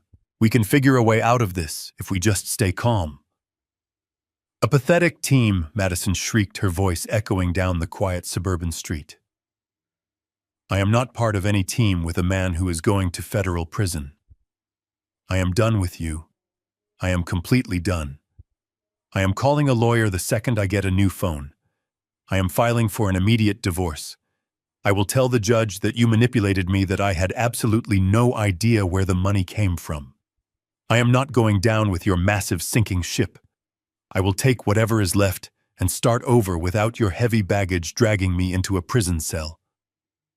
She was trying to sever the dead weight, convinced that legally separating herself from my son would protect her from the financial fallout. I leaned forward, resting my elbows heavily on the cold granite kitchen counter, and spoke directly into the microphone one last time. "I truly hate to interrupt such a deeply touching display of your beautiful marital devotion," I said, my voice completely flat and entirely devoid of any sympathy. "But I feel personally obligated to quickly remind you of a minor legal detail, Madison. You currently reside in the great state of Texas, and Texas is a community property state. That means all assets acquired during a marriage are split evenly between the spouses. But more importantly, it means all debts acquired during the marriage are also shared equally. Madison froze her eyes, darting to the camera. You signed the mortgage documents for that magnificent estate? I continued methodically, driving the final nail into her coffin. You accepted the wire transfers into your failing boutique. You benefited from the $3 million loan that Tyler fraudulently secured. That means Vanguard Apex Capital is not just coming after my son. They are coming directly after you. When you file for that immediate divorce, the judge will assign you exactly $1.5 million of inescapable debt. You will spend the rest of your life working minimum wage jobs to pay the interest. You are not escaping this ship, Madison. You are chained to the steering wheel. The color drained from her face. She stared at the camera for an agonizing moment before turning her gaze back to Tyler. A guttural scream erupted from her throat. She threw herself at him, her manicured nails clawing wildly at his face and chest. Tyler yelled in pain, grabbing her wrists, trying to push her away. They stumbled across the porch, violently crashing into the decorative planters, screaming unforgivable things at each other. They were tearing each other apart, consumed by the toxic greed that had ultimately destroyed them. I watched them fight like desperate animals for a few seconds. Then, with a feeling of absolute peace, I tapped the screen on my phone, turning off the camera feed entirely. I picked up my ceramic mug, took a sip of my coffee, and walked away. That morning was the very last time I ever saw my son as a free man. I finished my coffee, rinsed the ceramic mug in the sink, and walked out the back door. My estate manager arrived exactly an hour later with the moving crew. By noon, I was sitting in the quiet luxury of a private jet, watching the sprawling Texas landscape shrink away beneath the clouds. I had completely excised the toxic tumor from my life, and the healing process could finally begin. 3 months passed in a quiet, peaceful blur. I had relocated to a remote, breathtakingly beautiful part of the country, breathing fresh air and surrounding myself with people who valued loyalty over unearned wealth. But the wheels of federal justice, though notoriously slow, were grinding my former family down to a fine, miserable dust. Bill Gallagher called me every single week to provide detailed, thoroughly satisfying updates on the absolute ruin they had brought upon themselves. The federal case against Tyler was a bloodbath. He had arrogantly assumed that his familial relationship with me would somehow provide a magical legal shield against corporate fraud. He was spectacularly wrong. The federal prosecutors did not care that his last name was Caldwell. They only cared about the undeniable paper trail he had so carelessly left behind. The evidence we handed over to Apex Holdings was a silver bullet. The authorities had the digitally stamped IP addresses from his office computer, the recorded phone calls with the bank, and the deeply flawed forgery of my signature on the power of attorney document. His expensive defense attorneys desperately tried to arrange a favorable plea deal, but the sheer dollar amount of the stolen funds elevated the charges to a severe felony level. The courtroom was completely empty of all the fake friends who had attended his lavish mansion party. Nobody came to support him. He was completely alone. When the final sentencing hearing arrived, Tyler stood trembling before a federal judge, completely stripped of his arrogant swagger. The tailored suits he used to flaunt were gone, replaced by a cheap, ill-fitting dress shirt. The judge delivered a blistering lecture on his profound greed before slamming the heavy wooden gavel down. Tyler was officially sentenced to 5 years in a federal penitentiary for bank fraud, wire fraud, and aggravated identity theft. When the guards placed the heavy steel handcuffs on his wrists to escort him to the federal transport bus, he finally broke down. Crying, realizing that his life of privilege was entirely over. He lost his freedom, his reputation, and his future in a single afternoon. Madison predictably did not fare much better in the unforgiving aftermath of the collapse. True to her word on my front porch, she immediately filed for a hostile divorce, trying to legally sever herself from my son to protect her own interests. But the Texas family court system was entirely unsympathetic to her desperate plight. The judge firmly ruled that the $3 million debt held by Vanguard Apex Capital was legally acquired during their marriage, meaning she was permanently shackled to half of the catastrophic financial burden. Faced with $1.5 million in immediate unpayable liabilities, she was violently forced into Chapter 7 personal bankruptcy. The court-appointed trustees were merciless. They ordered a complete liquidation of every single asset she possessed. They publicly auctioned off her massive collection of designer dresses, her premium leather handbags, and her ridiculous diamond jewelry. She watched helplessly as the superficial armor she used to mock others was boxed up and sold to the highest bidder. Today, the woman who once treated my hard-working administrative staff like uneducated peasants is living a vastly different reality. Madison now works the brutal night shift at a massive 24-hour discount retail store. She spends her long, exhausting nights restocking shelves with cheap plastic goods, wearing a scratchy polyester uniform, and dealing with the very same blue-collar people she used to so openly despise. Her expensive manicures are a thing of the past, replaced by bruised fingers and aching joints. She takes the public bus to work because the bank seized her imported luxury SUV. Every time a customer yells at her over a missing price tag, she has to swallow her massive pride and apologize, knowing that getting fired would mean losing the tiny cramped apartment she now rents.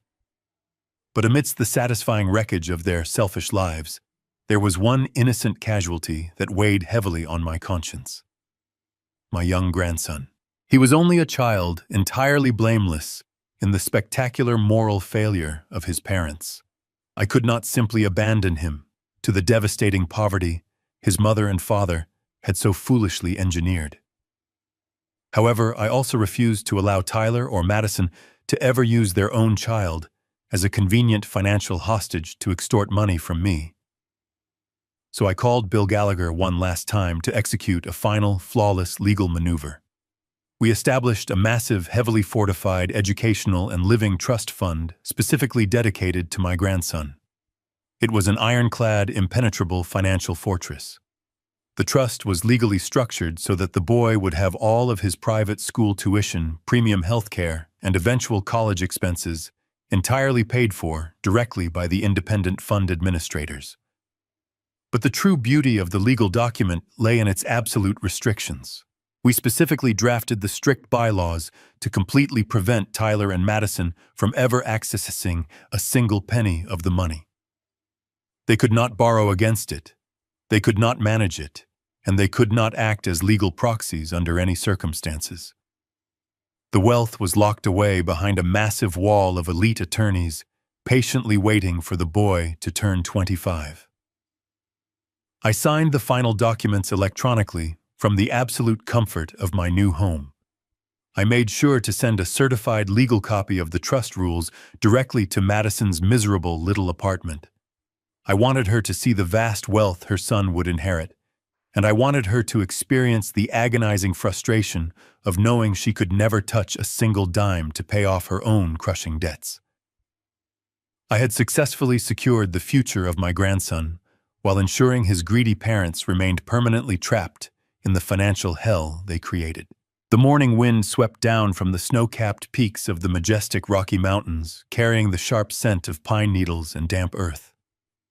I stood on the wide wooden porch of my new log cabin, holding a mug of black coffee, and watched the sunrise slowly illuminate the vast expanse of my Montana ranch. It was a world entirely removed from the suffocating concrete canyons, the traffic, and the toxic corporate warfare of Dallas. Here the air was pure, the silence was profound, and the horizon stretched out before me like an unbroken promise of absolute peace. I took a deep breath, filling my aging lungs with the cold mountain air, and felt a profound sense of genuine freedom wash over my soul. The crushing burden I carried for so many years, the exhausting obligation of protecting an ungrateful son from his reckless nature, was completely gone. In its place, I had found a quiet solitude that healed the deep wounds of betrayal far better than any medicine ever could. But I am a man who has spent his life building, and complete retirement simply did not suit my restless nature. I did not move to this beautiful wilderness just to quietly fade away into the background. Instead, I used a tiny fraction of my untouched offshore wealth to establish a brand new industrial consulting firm. This company was vastly different from the massive, sprawling empire of Caldwell Machinery. I did not want hundreds of employees, towering office buildings, or aggressive corporate board meetings. I wanted a lean, efficient operation built entirely on a foundation of absolute mutual respect and undeniable expertise. And I knew exactly who I wanted by my side to help me build it. I reached out to Thomas, my former chief fleet mechanic, and the other dedicated senior directors who had been so viciously and unceremoniously fired by my son during his brief, disastrous reign. I offered them generous relocation packages, excellent salaries, and substantial equity stakes in the new venture. They did not hesitate for a single second. Within a month, they had all moved their families to the beautiful surrounding towns, eager to get back to work, doing what we all loved, completely free from the toxic arrogance of entitled management.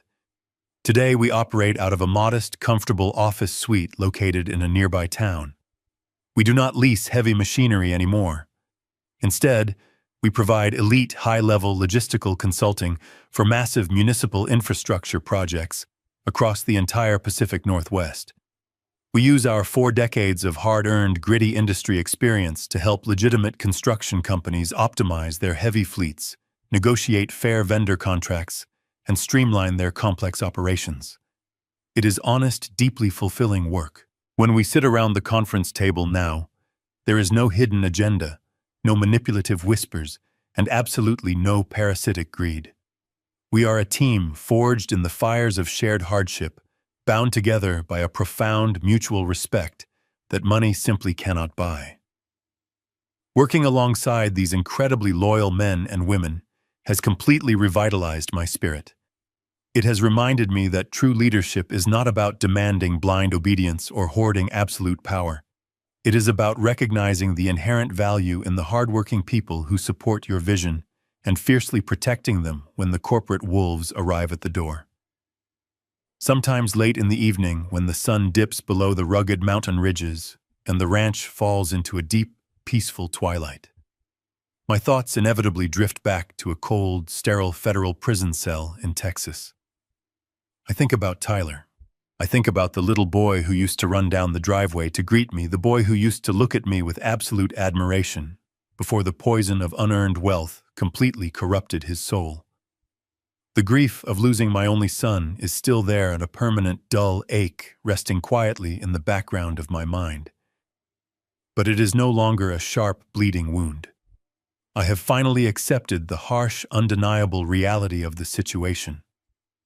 I did not destroy Tyler. I simply stepped out of his way and allowed the massive, fraudulent house of cards he built himself to collapse under its own tremendous weight. Society constantly tells us that we must unconditionally forgive our relatives, that we must endure endless abuse simply because we share the exact same genetic code. But my long, painful journey has taught me a completely different truth. I have learned that blood is merely a biological fact, but loyalty is a conscious daily choice. Sharing a last name does not give anyone the absolute right to manipulate your kindness, steal your life work, or treat your devotion like a weakness to be casually exploited. When a part of your body becomes deeply infected, when a toxic cancer begins to aggressively spread and threatens to consume your entire life, you do not politely negotiate with it. You do not quietly hope it will magically heal itself. You take a sharp scalpel and you aggressively cut it out. Cutting out a cancer hurts beyond human comprehension, but it is the only viable way to survive. I chose to survive. I chose to completely sever the rotting branch of my family tree so that the healthy roots could finally breathe again. I traded a poisoned legacy for a peaceful horizon, and I would make the exact same choice 1,000 times over. Have you ever found yourself in a similar situation? Have you ever had to summon the immense courage to completely cut a toxic family member out of your life to save your own sanity? Please tell me your story in the comments below. I read every single one, and I know your experiences can help others find the strength they desperately need. Where are you listening from today? And please do not forget to hit the subscribe button to support the channel and join our growing community of survivors. See you in the next story.